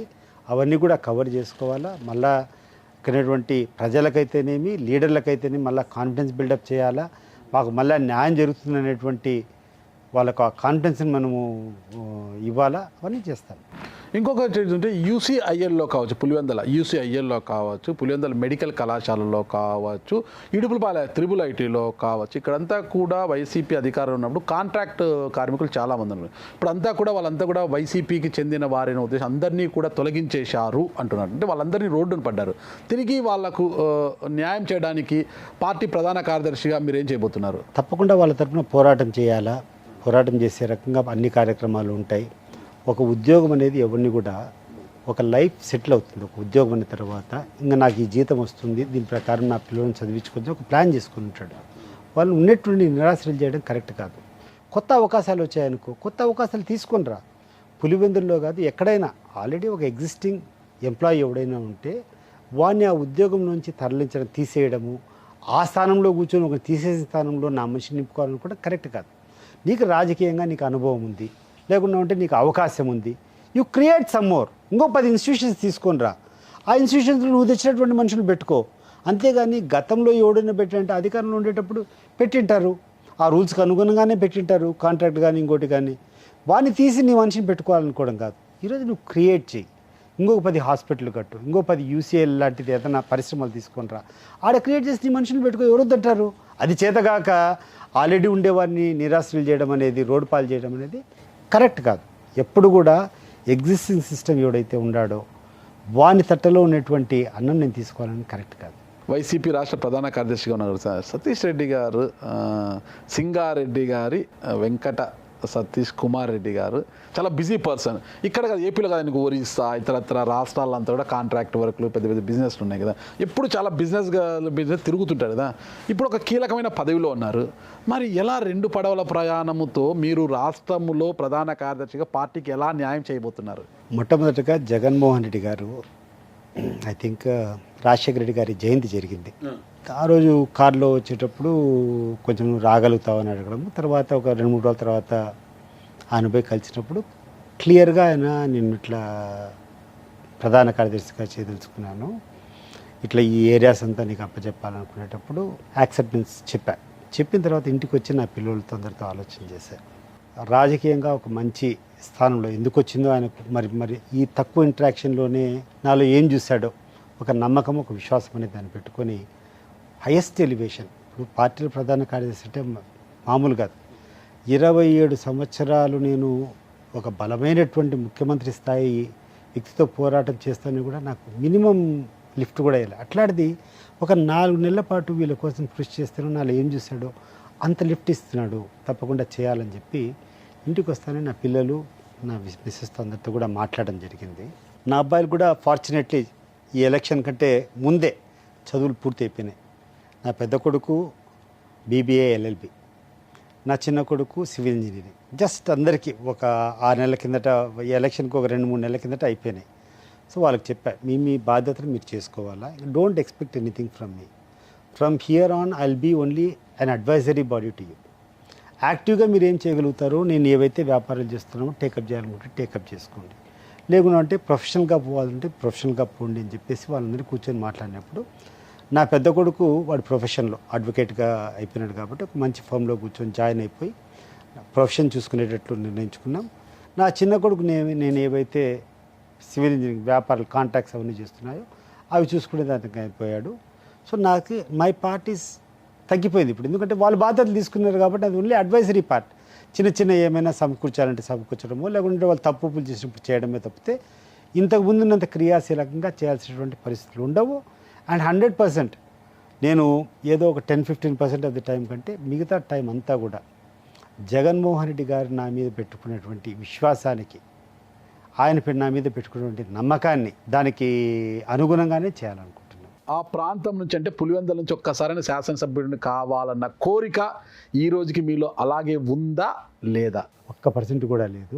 ఓకే, 1% కూడా ఇంకా ప్రజాప్రతినిధిగా చేయాలన్నా ఇంకోట అంతా it is left Jaganmohan Reddy. Okay, I have totally, ఎందుకంటే చేతగానితనం కాదు, వాళ్ళ మంచితనం చూసిన తర్వాత, వాళ్ళ దగ్గర పోయిన తర్వాత వాళ్ళ బిహేవియర్ నా పట్ల, సమాజం పట్టేట్లో లేకుంటే మిగతా వాళ్ళు పట్టేట్లో తెలియదు, కానీ వ్యక్తిగతంగా నేను వాళ్ళ దగ్గర జగన్మోహన్ రెడ్డి గారు చూపించినటువంటి ఆప్యాయత, ఆయన నా పట్ల చూపించినటువంటి గౌరవాన్ని చూసిన తర్వాత వాళ్ళు ఏ రకంగా చేస్తే ఆ రకంగా సహకరించేదానికి నిర్ణయం చేసుకున్నాను for the rest of my life. ఈ రోజు నుంచి నేను చేసే ప్రతి ఒక్క కార్యక్రమం జగన్మోహన్ రెడ్డి హితం కోసం ఉంటుంది, వైఎస్ఆర్ కాంగ్రెస్ పార్టీ బలోపేతం కోసం ఉంటుంది తప్పితే నాకు అంటూ ఏమీ ఉండవు. నేను ఏమి చేసినా కూడా వాళ్ళ వెల్ఫేర్ కోసమే చేయాలని నిర్ణయం చేసుకున్నాను. ఎందుకంటే వ్యక్తిగతంగా నాకు కావాల్సినవన్నీ నా దగ్గర ఉన్నాయి, భగవంతుడు నాకు సమకూర్చాడు, నాకు కావాల్సినటువంటి ఆస్తిపాస్తులు ఇచ్చినాడు. నా పిల్లలిద్దరు కూడా చదువు అన్నీ పూర్తి అయిపోయినాయి. వాళ్ళు కూడా they have their own capacity and I don't doubt their capacities also. వాళ్ళ క్యాపబిలిటీస్ కూడా వాళ్ళు ప్రూవ్ చేసుకోగలుగుతారు. నాకున్నటువంటిది ఏంటంటే రాజకీయంగా నేను పెరగాలన్నా, ఒక వ్యక్తిగా నేను పెరగాలన్నా జగన్మోహన్ రెడ్డి గారితోనే సేల్ కావాలా, ఆయన ఇచ్చినటువంటి గౌరవాన్ని నిలుపుకోవాలా, ఆయన అన్ని రకాలుగా ఒక మంచి జగన్మోహన్ రెడ్డిని ఈ రాష్ట్రానికి, ఈ రాష్ట్ర ప్రజలకు ఆవిష్కారం చేసేదానికి నా ప్రయత్నం. సింగారెడ్డి గారి వెంకట సతీష్ కుమార్ రెడ్డి గారి పొలిటికల్ జర్నీతో స్టాపా, వైసీపీతోనే ఫుల్ స్టాపా? 100%. ఇంకా వేరే ఏం లేదు. నేను చంద్రబాబు నాయుడు గారితో ఏ రోజు ఒక పదవి కావాలని చెప్పి నేను ఆశించలేదు. మీరు అంటున్నారు కదా, ఒక్క ఎమ్మెల్సీ ఒక్కటే నేను ఎప్పుడు అడిగానంటే, నేను జైలు పాలైపోయి అన్ని ఇబ్బందులు పడేటప్పుడు నేను ఫైట్ చేయాలంటే మినిమం ప్లాట్ఫామ్ నాకు కావాలి సార్. నేను జైలు లేకపోతున్నా, నేను ఇబ్బందులు పడుతున్నా, తిరిగేదానికి నాకు సెక్యూరిటీ లేదు, నాకు ఇటువంటి పరిస్థితుల్లో నాకు ఇది ఇవ్వకుండా ఎట్లా అనేటప్పుడు అప్పుడు రేవంత్ రెడ్డి నా కోసం పోరాటం చేశాడు. అండ్ దాంట్లో సీఎం రమేష్ గారు కూడా వాళ్ళిద్దరూ కోఆర్డినేట్ చేశారు. నేను ఎమ్మెల్సీ వచ్చేటప్పుడు వాళ్ళని అడిగితే తెలుస్తాయి విషయాలన్నీ, విచ్ ఐ డింట్ లైక్. నేను చేసేటువంటి త్యాగానికి, నేను చేసేటువంటి పోరాటానికి నాకు ఆ రకమైనటువంటి కండిషన్స్తో నాకు పదవి ఇవ్వడం అనేది నాకు నచ్చకున్నా కూడా సార్ జీవితంలో సింగారెడ్డి గారి వెంకట సతీష్ కుమార్ రెడ్డి ఎవరు అంటే మాజీ ఎమ్మెల్సీ, మాజీ డిప్యూటీ చైర్మన్ అనేది అయితే ఒక ఎండిపోయిందంట. అయితే మీ వల్ల నాకు తెలిసింది ఏంటంటే దూరపు కొండలు నునుపు కాదు, దగ్గర కొండలు కూడా నునుపుగా కనిపిస్తాయి. దగ్గర గురించి కూడా చూడొచ్చు, కొండలు నునుపుగా కనిపిస్తాయి అనేది ఒక సత్యం అయితే నాకు అర్థమైంది. కానీ సతీష్ రెడ్డి గారు ఇదే కమిట్మెంట్తో పనిచేయాలని, వైసీపీలో ఇంత వటుడింత అయిన చందంగా ఇంతకింత మీరు ఎదగాలని కోరుకుంటున్నాను సార్. Thank you sir. నమస్తే.